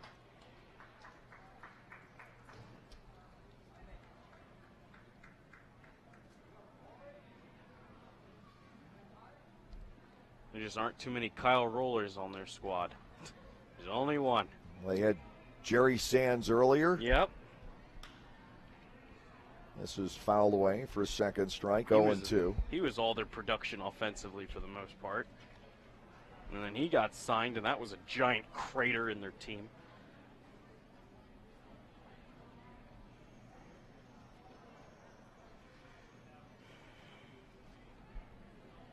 They'll get Greg Golson back eventually. He's a good all-around player. He's not far away. But Roller is the only legitimate threat. He's the only consistent power hitter they have. No balls, 2 strikes here, 1 out. Eggleston, the runner at first base. Gonzalez is high. Ball 1 and 2 strikes. I hope the Barnstormers don't get to 200 pitches today as they did last night, but I've got them unofficially right now at 157. Oh, they'll get there. 1 out here in the 8th inning. Here's a 1-2. Ground ball right side. Hoover will get there. He's going to only have the play to first, but a nice effort for Brian. 4-3. Guzman retired. Eggleston is ahead to second. He may be a 40-year-old Atlantic League rookie. But I'll tell you what, he can field his position. He can flash the leather pretty nice. He hasn't hit, but, boy, he can use the glove quite well, and with range. Yes. He had to go a long way to his left to get there. Runner at second base, 2 outs. Olmo Rosario comes in. He has 3 hits today. This is a big shot in the arm for the Patriots, getting Olmo back from Mexico. And we wouldn't know anything about that. Oh, yeah, 2014. Called strike. It is 0-1. That team came together about the 20th of August and was unstoppable. And sometimes that does happen in this league, too. 0-1. Rosario drives a foul off to the right and out of play. So is Olmo the only one who would have played with Gonzalez on this team now? Which Gonzalez? Luis. Oh, Luis Gonzalez was here last year. Well, I thought he was here. He was here in what years? 14 and... With Danny? No, Luis. Last year. That's it? Okay. That's it. Okay, then when you were talking Danny, then okay, that's why I have the other years mixed up. And Danny was here 05 to 08. Okay. Danny was pretty young, actually, when he played here.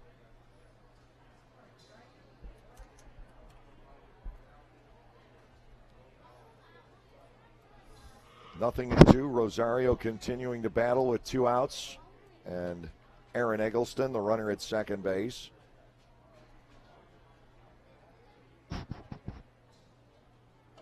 high and outside, and ball one.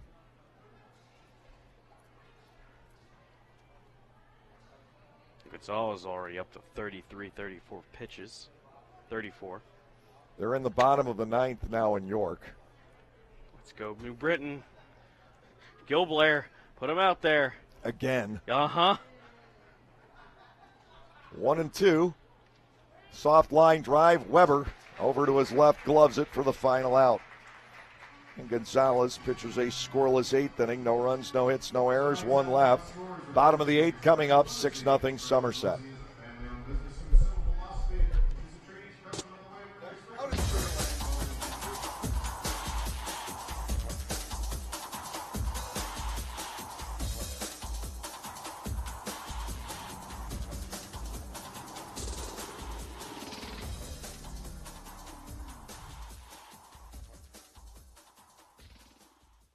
Localflavor.com, local flavor.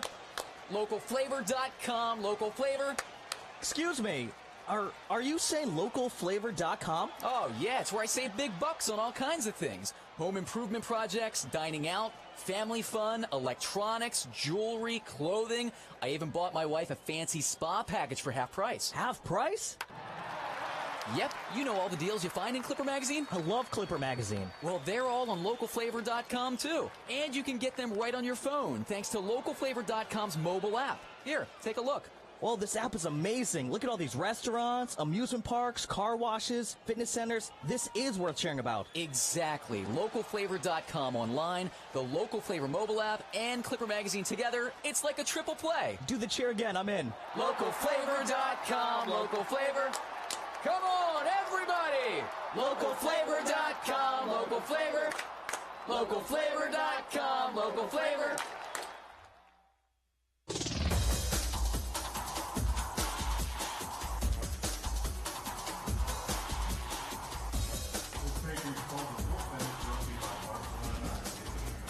Well, into the bottom half of the eighth, we progress. Dustin Mulligan now in for the Somerset Patriots. And again, they've had more guys actually sign with the Barnstormers, but foreign entities have played some of the Patriots over the year. They've lost 14, but they're just able to reload. Dustin Mulligan has come in. He is 2-1 with a 3.75 ERA. Has one save in 13 appearances. Anderson De La Rosa will start things off here in the bottom of the eighth inning. He is grounded out and struck out today.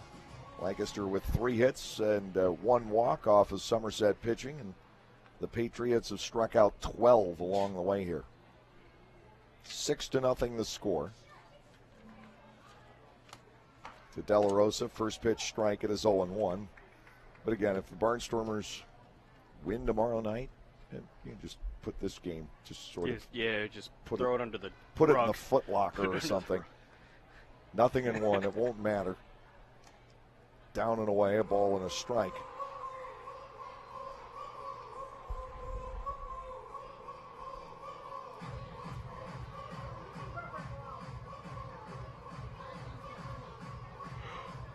What is imperative is that these guys, whether that's what. No, that's one of the imperative things. Whether it's up here, some of the guys choosing to stay here tonight. Mm-hmm. We do have hotel rooms down at Southern Maryland. The bulk of the team going on the trip. But what is imperative is these guys get a good night's rest. Oh yeah, and you too. That's absolutely essential.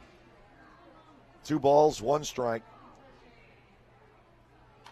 Pitch to De La Rosa. Oh, fouled into the seats over on the first base side. Fouled into the young lady not paying any attention, but she's got a souvenir anyways. 2-2. Okay. Oh my goodness! It wasn't hit all that hard. Thank God. Yeah. Otherwise, she would have been in a world of pain.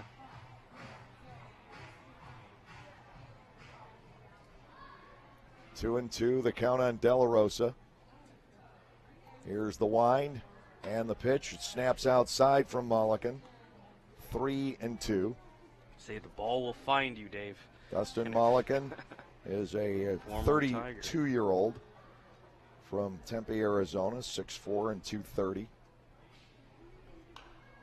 Fouled away. Anderson De La Rosa gets this pitch to at bat number 7. Tyler Clark and Bo Amaral will follow. We're in the bottom half of inning 8. 6-0 Somerset. The Barnstormers haven't been able to mount much of an attack at all today. Fouled off again. They came close last inning. Single by Halton and a double by Weber, getting runners to second and third, but unable to come up with a hit to get a run on the board. The double came with 2 outs. Here's the 3-2, and De La Rosa picks up a leadoff walk.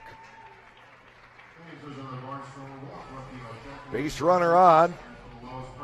Tyler Clark coming to the plate. He has struck out twice. Just the second base on balls picked up by the Barnstormers here today.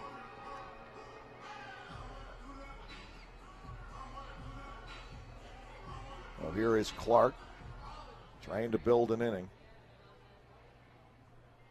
1 out away. New Britain Gilblair is just coming in and mowing them down. He is surprisingly good. He has never pitched in a major league organization. Nope. He's the pitching coach of a college team. Swing and a miss. 1 strike to Clark, but he is about as good as there is in this league. Right. What college? Montclair State in New Jersey. Montclair. Oh, okay. 1 strike to Tyler Clark. Bo Amaral waits on deck.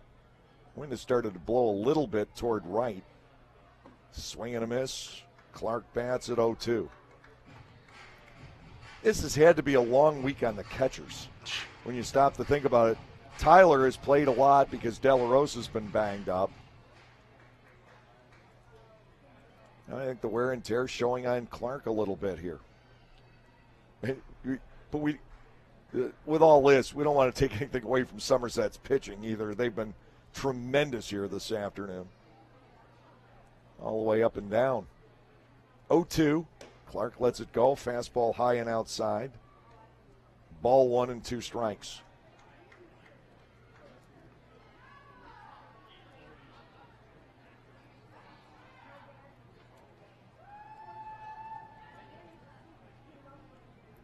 De La Rosa's not being held. Ball 2 is in the dirt.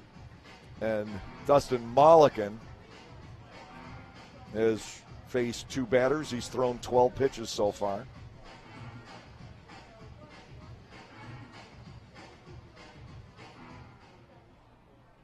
Sugarland with a 6-5 win over Bridgeport. That final now in. Here's a 2-2. Clark with a pop-up foul. That'll carry out a play over to the third base side. Gilblair, a former starter turned reliever, closer. How about it? Well, he's done a great job for Stan. He really has. So they play both their hitting coach and their pitching coach. Yep. Fastball is high, 3-2. Zach Wilson is now the hitting coach at Southern Maryland.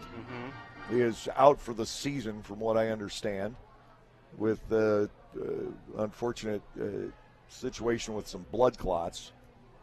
He was in the hospital for a little bit. They don't want him playing anymore this year. Swing and a miss. Clark is gone. 13 Barnstormers have struck out. Here's Amaral, who is not. Bo has flied out twice to left and grounded to second.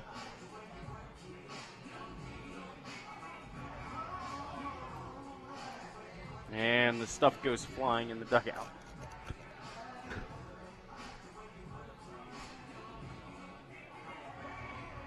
I think Clark could have really used a base knock or even a walk. Just something to give him a little pep. 1 out. And a first pitch strike to Amaral.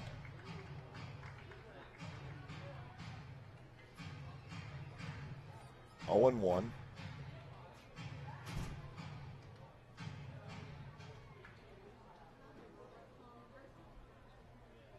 Next offering, line drive, base hit, left field. Amaral aboard. A little bit of spring in the step of the Barnstormers here in the 8th inning. First and second, one out. Lastings Millage to the plate. He is 0 for 3.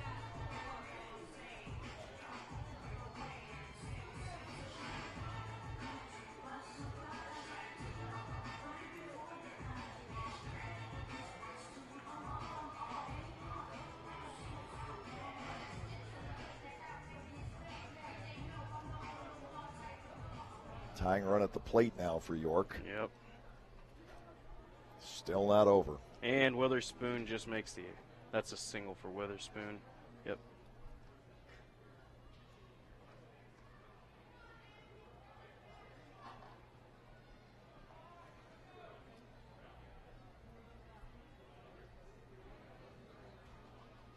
To Millage, down and away, ball 1, no strikes. Lancaster with De La Rosa at second, Amaral the runner at first base.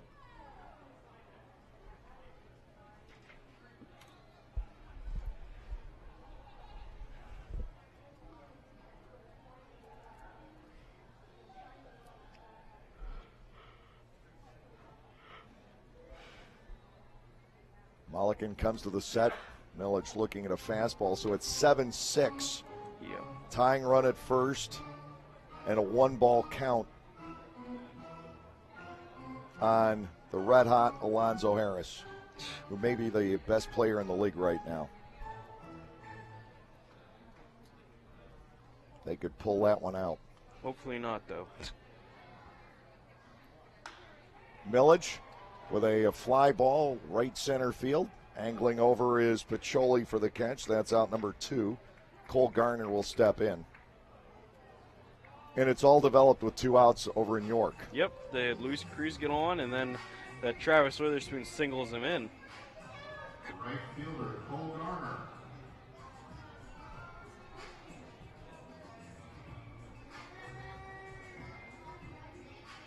De La Rosa still at second, Amaral at first. 2 men gone here, bottom of the 8th inning.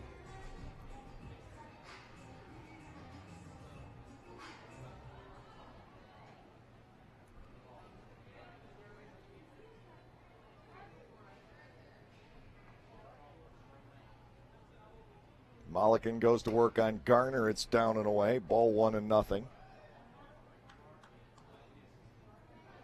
We are working on a 3-hour game again today.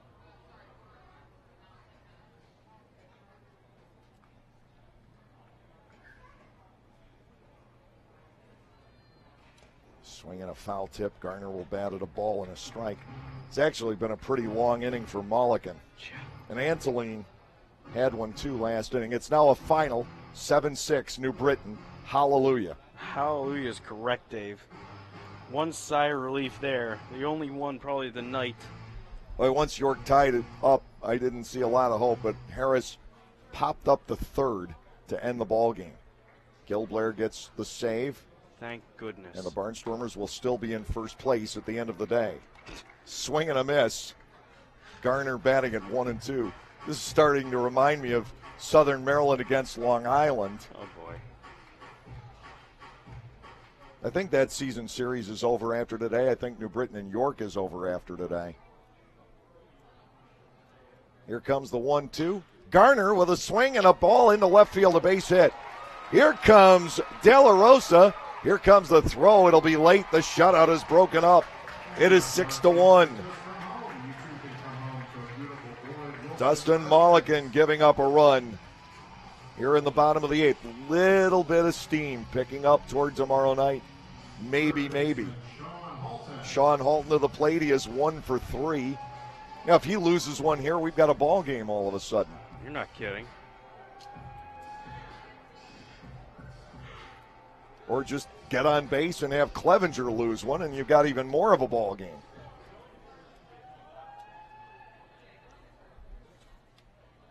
They can relax a little bit more now with New Britain having taken 3 of 4 from York. Fastball, a strike called, 0-1. It was more fun when we were both winning every day, though. I agree. Well, this is too stressful. And then everyone was losing together, and now continue. Amaral at second, Garner at first. 1 strike to Halton. Mulligan to the plate. check swing and a grounder foul up the first base side. That wasn't even a half swing. That was about a quarter swing, and the ball accidentally hit the bat.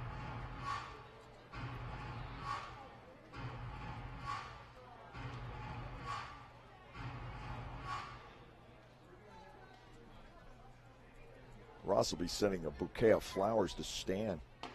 That is strike 3 on a breaking ball. Halton goes down looking. But the Barnstormers at least break up the shutout. 1 run, 2 hits, no errors. They leave 2. We'll head to the 9th inning. The Patriots are up 6-1.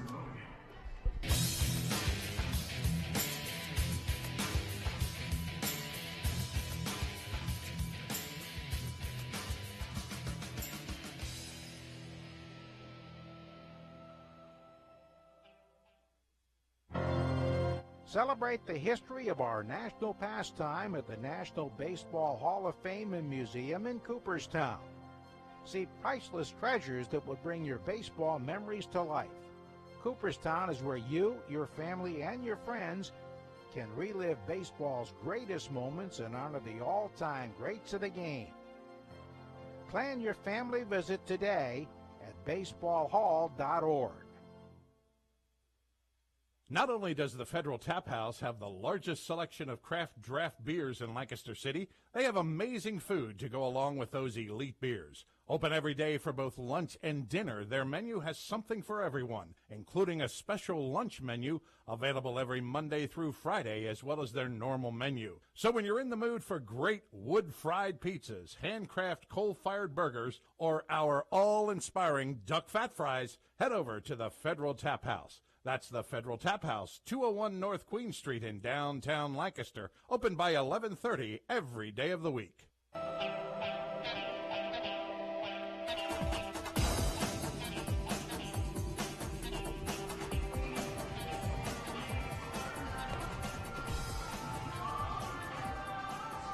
Scott Schumann is going to work the top half of the 9th for the Barnstormers, facing Christian Marrero, Jovan Gonzalez, and Adam Donahue. They are the 6, 7, and 8 batters. Luis Gonzalez, not a bad season debut, all things considered. Getting some rust out of the hinges. He goes 2 innings, giving up 2 hits and a run, walking 2, striking out 1, and was charged with a wild pitch. Schumann will work to Christian Marrero leading off, the lefty batting first baseman, 2 for 4 with a run scored. But the Barnstormers will have all hands on deck for tomorrow night, except for Kaohi Downing, who was in some pain coming out of last night. I understand he's not going to throw for a couple of days at least.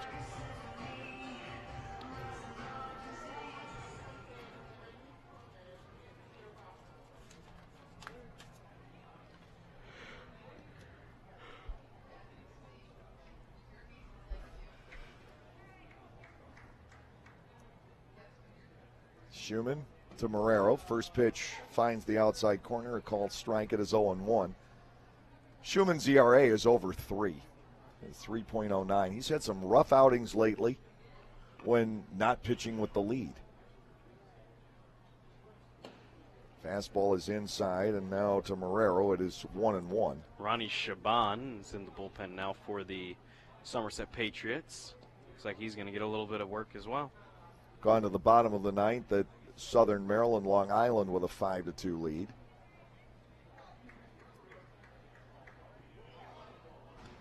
Another miss by Schumann, and it's 2-1.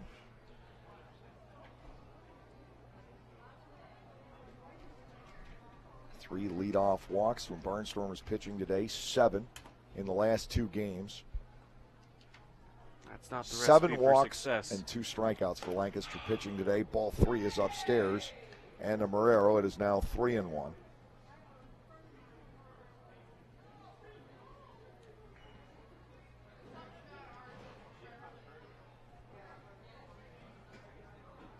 Michael Snyder hasn't played either of the last 2 games for the Blue Crabs. Well, that one's. There's a high fly ball foul down the right field line. Thank God. Marrero is foul. batting 3-2.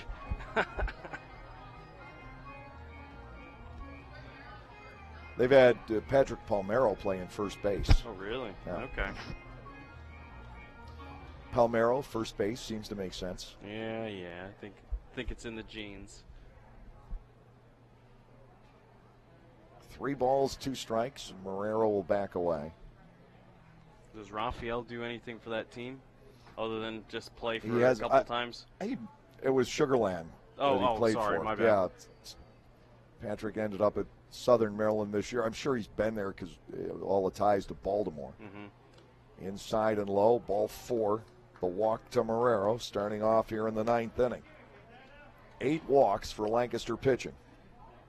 Clevenger, Weber, and Hoover scheduled to bat in the bottom of the 9th. Back-to-back nights with 8 walks apiece. 10 last night. Oh, wow. My bad. And 7 on Friday, 6 on Thursday. Now, that's what the Patriots will do to you. Yeah, they will.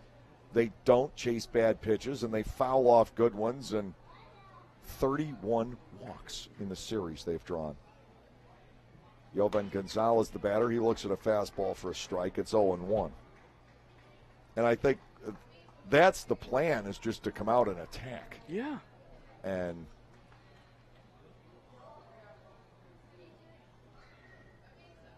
a 1 fastball gets there, a second strike. 0-2. I have to think Snyder will be back in tomorrow night. If all hands are on deck, he's got to be.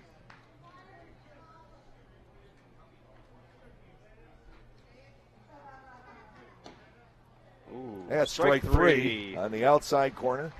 Gonzalez down staring. The strikeout for Schumann is his 57th of the year in 44 innings. He's always been a high-rate strikeout guy. 1 out, 1 on. Adam Donahue, the batter. Donahue has walked twice, struck out once, and looped a single into left field. Has not been involved in any run scoring directly here today. Barnstormers are still holding Marrero at first base. Fastball high and inside. 1-0 on Donahue. Maybe they're being optimistic.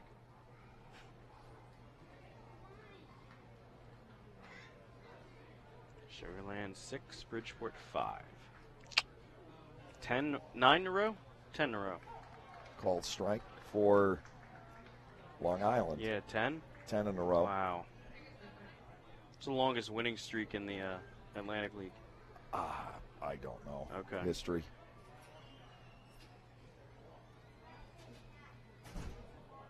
Swing and a miss, just pure heat. And it's 1-2.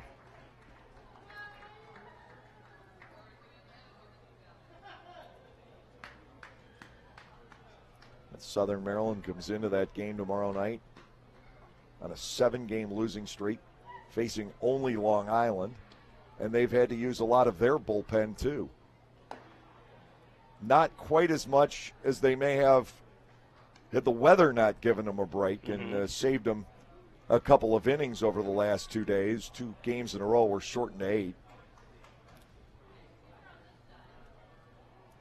Adam Donahue bats 2-2 here. Justin Trapp waits on deck. The step, the pitch, knocked down by Clark out of the dirt. And again, 3-2.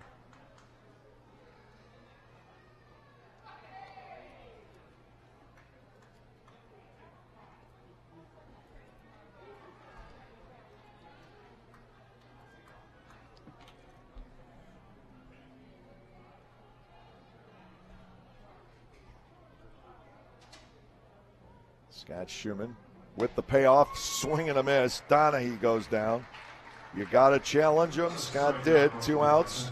Here is Trapp, who has reached base 3 times in a row. Straight Ched. Right by him. This man has had a very good series, Mr. Trapp. Yeah, if Donahue hadn't walked, if they were able to have gotten Donahue in the 5th inning, then Trapp wouldn't have unleashed that 2-run single that just helped pad the lead of the Patriots. The final blow against Gardner. First pitch. Yeah, exactly. Appeal to first base. Gets turned down. Ball 1, no strikes. It's not over yet at Southern Maryland.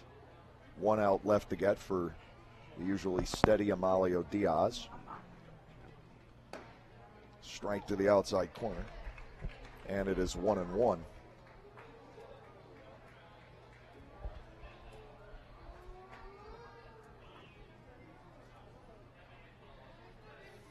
Just a perfect afternoon to sit out at the ballpark. Swing and a miss at a breaking ball. It's 1-2. Hasn't necessarily been the greatest show. No, but on the field. Weather has been absolutely wonderful. Boy, just a great day to sit out here, have a hot dog and a beverage, or a chicken sandwich and a beverage. Yeah, we've seen Silo soak up a lot of the sun, laying down everywhere. In the dirt and outside, trap bats 2-2.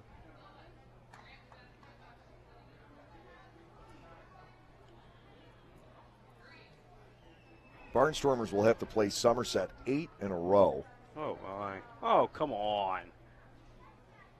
Oh. That'll be coming up the end of September, end of August, beginning of September. 8 games in a row, 4 there and 4 back here. That's a lot of games of 100 pitches, Dave. Oh, that's if it's like this, I'm crying uncle right now. Swing and a miss, no runs, no hits, no errors, 1 left. Bottom of the 9th coming up. Somerset 6, Lancaster 1.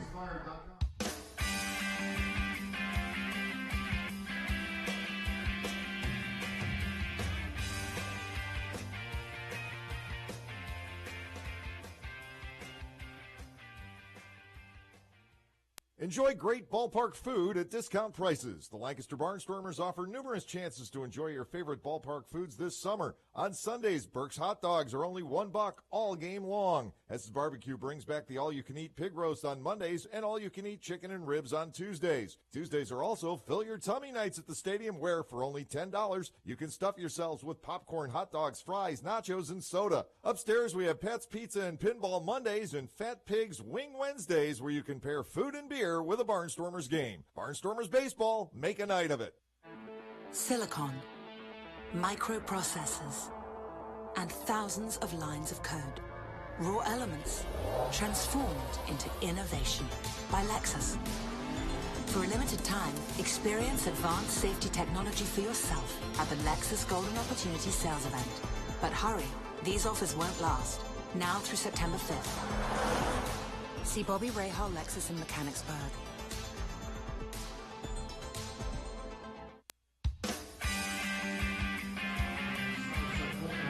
Pitcher number 5 for the Somerset Patriots here today as they bring in another right-hander.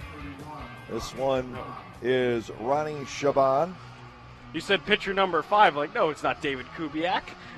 That would be shocking since he's in the rotation. Dustin Mollican had the shutout broken against him last inning. 2 hits and 1 run, 1 walk and 2 strikeouts. Barnstormers have struck out a total of 14 times in the ball game this afternoon. That ties the season high. Clevenger, Weber, and Hoover batting here in the 9th against Shaban. And it'll be interesting to see if Weber does it to him again. Yeah. Last 2 times, and I believe the only 2 times Weber has faced Shaban, he has homered. One meant a lot more than the other. That is very true. Steve Clevenger leads off here in the bottom of the 9th inning. Clevenger is 0 for 3. Ducks are putting all their wins in a row. Yada da da da da, yada da da da da. I couldn't help that one I saw.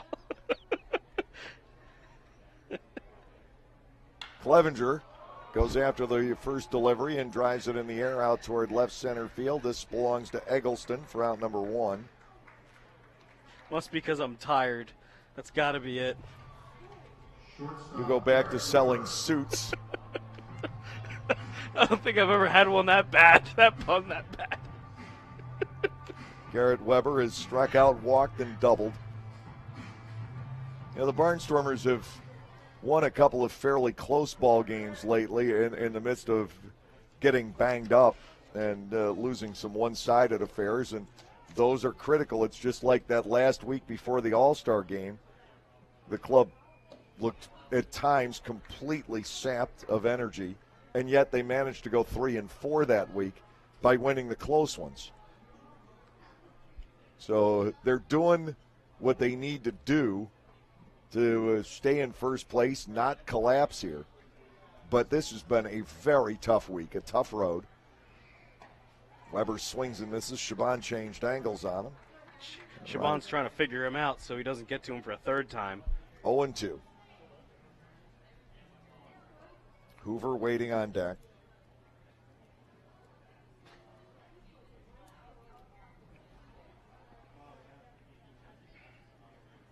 Breaking ball misses outside. A lot of movement to it. Yeah, I'm glad to see Weber held off on that. That was a tough pitch. Ball 1, 2 strikes to the Barnstormers shortstop.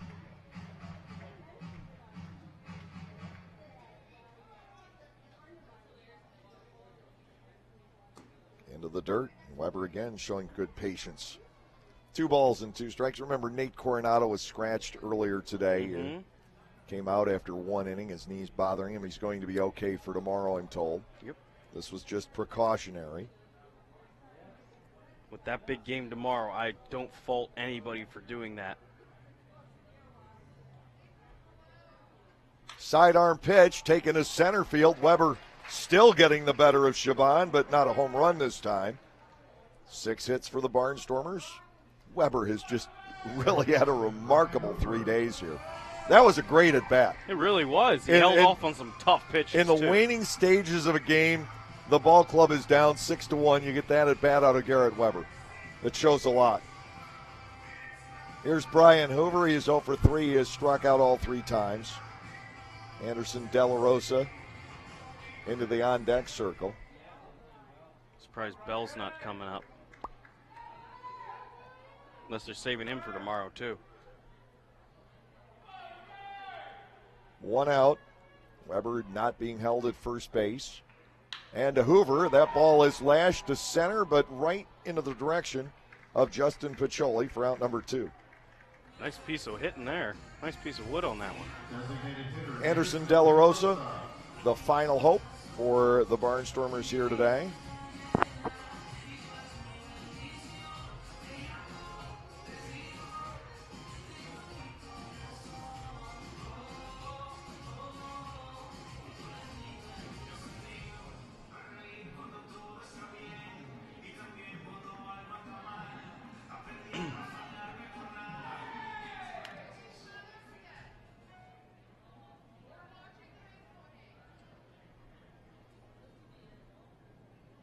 First pitch is upstairs. Ball 1 on De La Rosa. Tyler Clark in the on-deck circle. Yeah, we'll see if the Barnstormers can keep this going. What's another couple of minutes? I'm done with you. What's a couple of minutes? Oh, man, Dave. You didn't say any of that yesterday. Ball 2 is low, 2-0. That's when it would really have been a good one. You got nothing better to do, right? It's only getaway day. It's 2 hours and 47 minutes till the bus leaves. Oh, okay. Yeah, whatever. Keep it going. I'll wrap some things up here. Want to go to extra innings while we're at it? Go to dinner. Do the rest of my work on the bus. Yeah.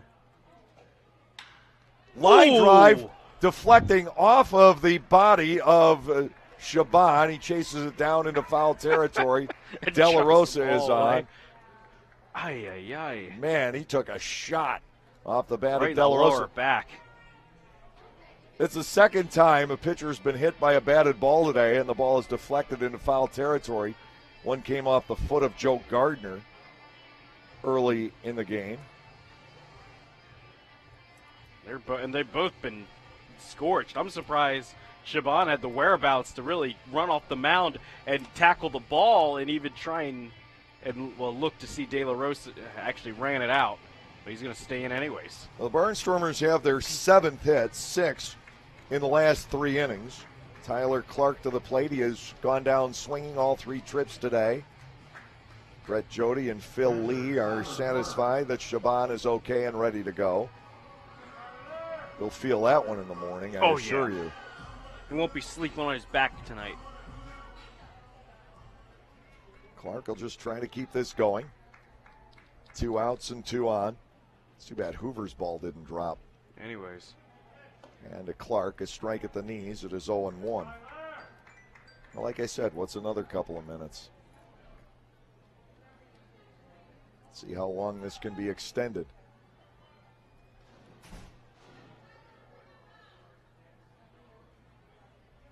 No balls, 1 strike, 2 outs, 2 on. Breaking ball, that's good for a second strike. And Shaban is 1 strike for him packing this one away here today.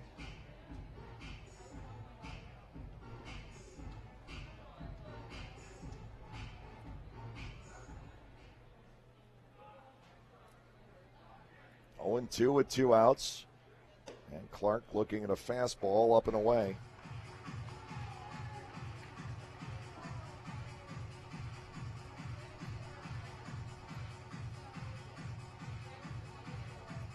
A ball and 2 strikes. Weber at second, De La Rosa at first. Nobody's paying any attention to them. Except us. 1-2 breaking ball just stayed high. Shaban wanted it. Clark bats 2-2. The game will not end on that pitch. That was a gorgeous curveball he rattled off.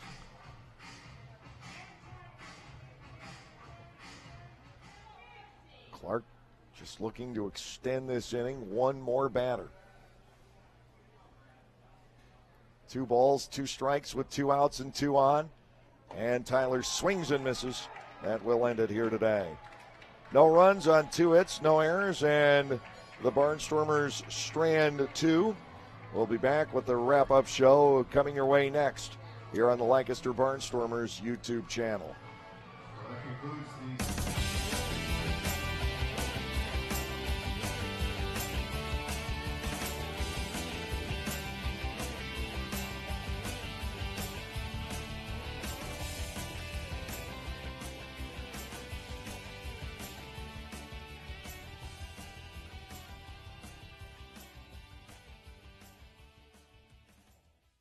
Lancaster Bible College has been around since 1933, but did you know that they offer degrees in much more than just Bible? LBC offers degrees in criminal justice, business, professional counseling, and more, as well as graduate and seminary degrees in areas like Christian care, chaplaincy, education, and leadership studies. To learn more about LBC and the programs they offer, visit lbc.edu. That's lbc.edu. Enjoy baseball and music this summer at Clipper Magazine Stadium. No matter what your taste in music might be, we have a night for you. Rock, oldies, country, funk, jazz, we have it all covered over 8 weekend nights this season. Each of those evenings will kick off with a Barnstormers game at 6:30. Following the baseball action, music will take the spotlight to complete our entertainment doubleheader. Check your Lancaster Barnstormers pocket schedule or our website at www.lancasterbarnstormers.com to check out the concert dates. Barnstormers Baseball. Make a night of it.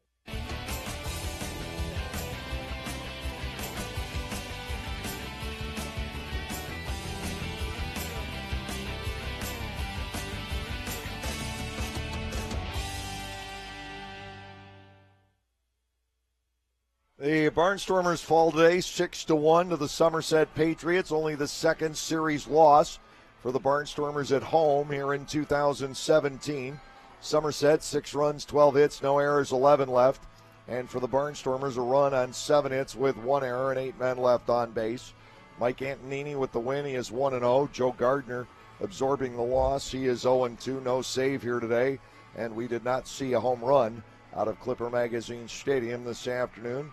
3 hours, 12 minutes, the time of game, 27:82 on hand here at Clipper Magazine Stadium. And a couple of things to take away from the day. One, this is not the Lancaster Barnstormers. What we saw this afternoon, really what we have seen the last 6 days. This club is worn down a little bit and just in a funk right now after a long, sustained hot streak, 17-5. They have gone now 2-6 here in their last 8 ball games. They're still in first place in the division.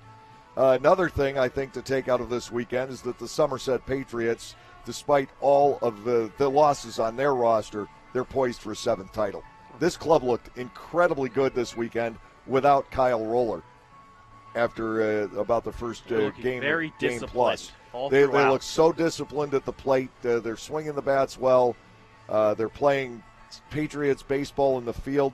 The acquisition of Antonini looks like that's going to pay off in spades for this Somerset Patriots ball club. And, man, what can you say? They put on a show here this weekend. You have to love the way that the Patriots have set themselves up, and they're going to get some key people back, too. They look in great shape for the possible 7th title. The Barnstormers would love to have something to say about that the last week of September and into the first day or two of October. But Somerset looking very good. They hit the Barnstormers very flat here this weekend, and thankfully the Barnstormers did take the one game last night. This afternoon, same old story. Somerset getting to the Lancaster starter right away. Leadoff walk. Alfredo Rodriguez took 9 pitches to get it, and then 1 out later, Justin Piccoli bounced a single through the left side. Rodriguez scoring from second. Piccoli taking second on the throw home. Carlos Guzman laced a single into right field off the glove of second baseman Garrett Weber. That scored Piccoli to make it 2-0. And 2 more base hits would load them against Gardner, and Joe got Jovan Gonzalez to hit into a 6-4-3 double play. So it was just a 2-0 deficit. Another run scored in the 4th on a base hit into right center field by Justin Trapp, bringing in Jovan Gonzalez, who had reached on an error by Sean Halton to start the inning, and then a 2-run single by Trapp the next inning, making it 5-0, and Gonzalez doubling home Olmo Rosario with the 6th run. And finally, the Barnstormers did get a run in the 8th inning to break up the shutout. Cole Garner singling in Anderson De La Rosa, who picked up a walk. The Barnstormers, 15 strikeouts today. That's the season high for an opposing staff against this Lancaster Barnstormers ball club. So all in all, just not a very good day for this Barnstormers team. There's so many factors coming into play. A long week, that day-night doubleheader on Wednesday. The looking ahead to the game tomorrow night, it was easy to look past this one, I think. 3 hours, 30 minutes last night. This team has just been on the field an incredible amount of time here the past several days. 7 games out of the last 8 9-inning games have exceeded 3 hours, and that'll take a toll after a while. But today's a day game. Tomorrow's a night game. A chance to get a very good night's rest in. And, of course, the game everybody's been looking forward to for a while. The weather forecast is cleared out, and it's going to be Hernandez and Bergeson. It's going to be for all the first-half marbles. And even if that doesn't work out, the Barnstormers are still in first place in the second half. But certainly you want to win tomorrow night. I think Southern Maryland, it's got to be all the eggs in the basket of tomorrow night. I don't think they've got too much of a chance to come back in the second half, hitting the skids, losing all 7 this week to the Long Island Ducks. The Blue Crabs are now 13-23 in the second half. They're 8.5 games out with 34 to play for themselves, and the first place Barnstormers with 33 games left in the second half. That's not a very bright picture for Southern Maryland, although they do play Lancaster and York head-to-head quite a bit. The Patriots absolutely came in here and took the Barnstormers to task. The Barnstormers really hit a wall coming to play the guys here, and the pitchers just kept getting used up one after the next. Bullpen was pretty much depleted for quite some time. Ross running out of options. Guys all around the diamond just fatigued. They need that night's sleep, and hopefully getting out of here at the ballpark, getting home, resting up, coming to play, and putting everything on the table. Everybody's hands on deck. I'm looking forward to hearing about a great game put together, but the pitching matchup tomorrow is going to be top-notch, and we're expecting a lot from those 2 pitchers, and they both know it. James will be back with the out-of-town scores here in just a moment. Again, our final, Somerset 6 and Lancaster 1 here on the Lancaster Barnstormers YouTube channel. Celebrate the history of our national pastime at the National Baseball Hall of Fame and Museum in Cooperstown. See priceless treasures that will bring your baseball memories to life. Cooperstown is where you, your family, and your friends can relive baseball's greatest moments and honor the all-time greats of the game. Plan your family visit today at baseballhall.org. Hey Barnstormers fan, be in the know as soon as it happens. We have a number of social media options for you to stay in touch with everything Stormers. Know what Silo's up to, the latest player moves, game results, schedule changes, and be the first to get in on surprise flash deals. Or simply buy our tickets or ask us questions. So like us on Facebook, follow us on Twitter or Instagram, watch us on YouTube, and be a part of the growing Barnstormers family on social media.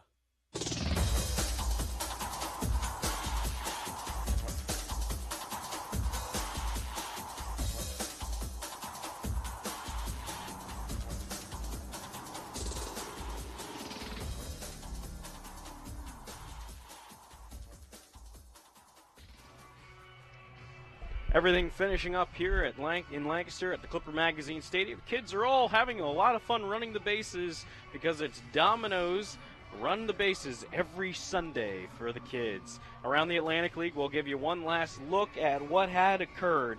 Obviously here, the Barnstormers dropped the last game of the 4-game set with the Somerset Patriots at a score of 6-1.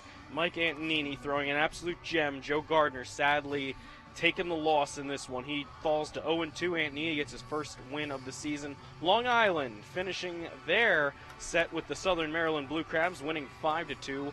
10 wins in a row for the Long Island Ducks. The Sugarland Skiers 6 to the Bridgeport Bluefish 5, as Sugarland also takes game number 3 or 4, I believe, of their series. The New Britain Bees 7 to the York Revolution 6 leaves the Barnstormers in first place by a game. Thank goodness for that, as they ended up rallying on a James Skelton 2-run single that ended up being the difference at Gilblair coming and shutting the door. Around the major leagues, we'll definitely give you some insight into what scores went on there. The Minnesota Twins beat the Tigers 6-4 in that one, when the Tigers were able to come back in a walk-off victory yesterday. Justin Upton with a 2-run jack off Matt Belisle, the Twins closer. And we'll wait for the internet to be compliant as well. You're asking way too much. I know, Dave. I really am. Getting a little greedy over here, I suppose. The wireless in the press box also has had a tough weekend. Yeah. The Royals 14 over the White Sox 6. They're going into the bottom of the 8th right now. The Astros 2 to the Rangers 1 for the Silver Boot. The Orioles and Athletics are in town in Oakland at the O.Co. 5-2.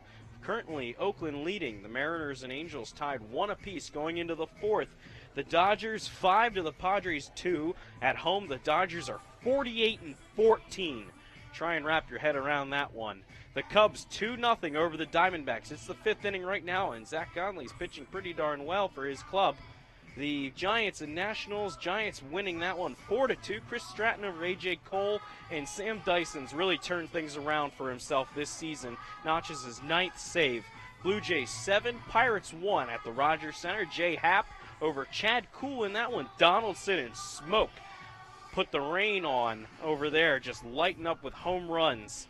The Indians over the Rays 4-3. Corey Kluber over Tommy Hunter. Allen back-to-back days. He gets his 21st save. The Rockies lose and fall to the Marlins 5-3.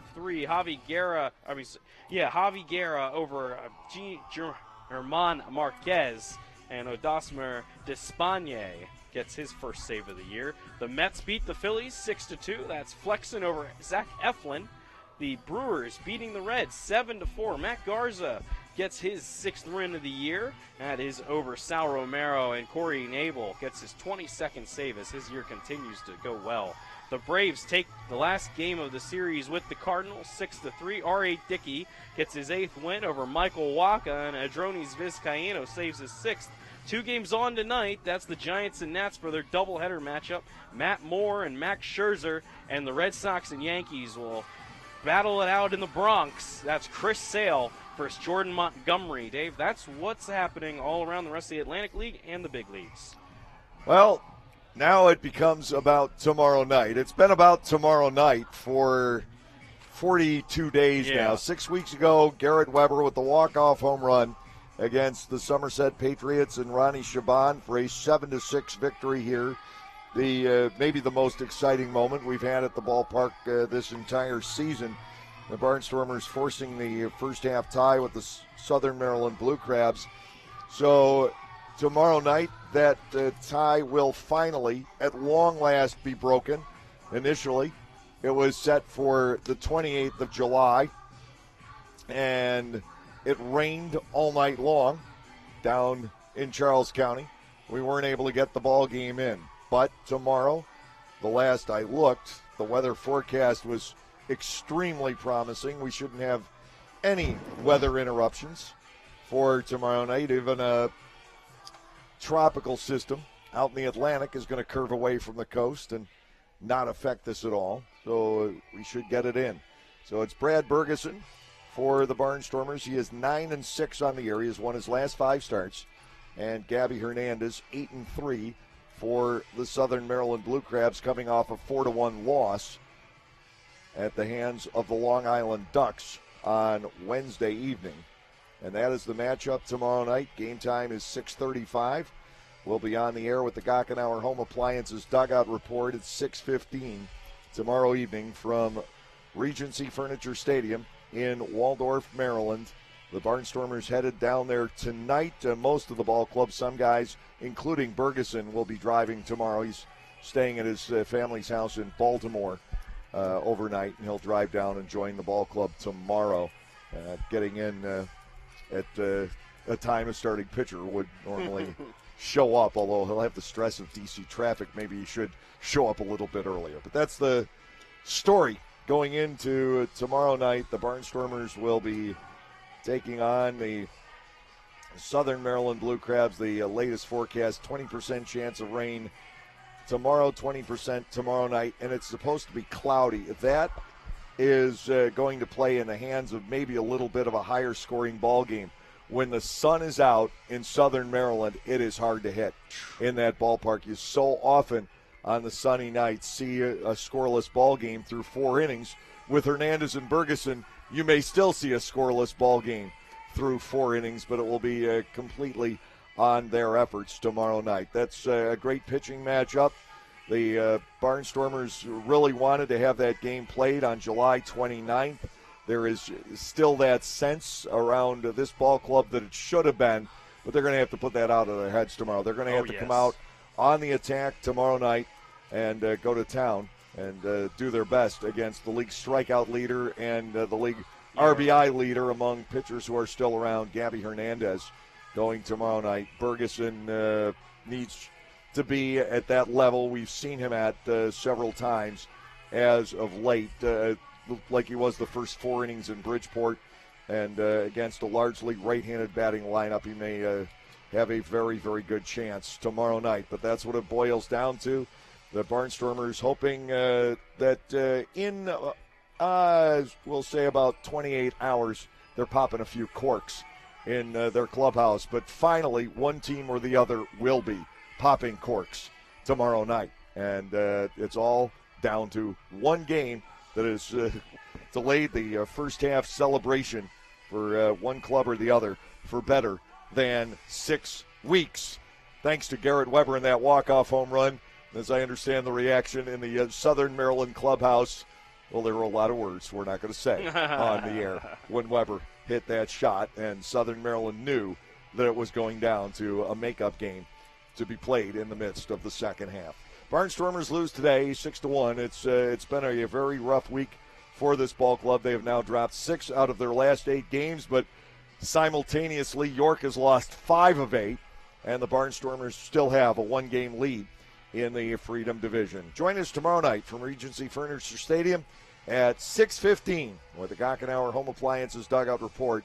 Play-by-play action will follow, and we'll finally have a first-half champion in the Freedom Division of the Atlantic League. And win or lose, you can just get on with business, and that ball game will finally be in the rearview mirror. I think it's been an obstruction to both these ball clubs, and as they've gone along here in the second half trying to get ready for these games. But anyway, that's the story from here. We'll join you tomorrow night. Then the Barnstormers right back at home against the Bridgeport Bluefish starting on Tuesday. No rest for the weary. Today, only day 6 out of 34 in a row for the Lancaster Barnstormers. So until tomorrow night, for my partner James Murray and all the cast and crew here at Clipper Magazine Stadium, I'm Dave Collins. Have a great evening, everyone. Be sure to tune in tomorrow and we'll see you at the ballpark.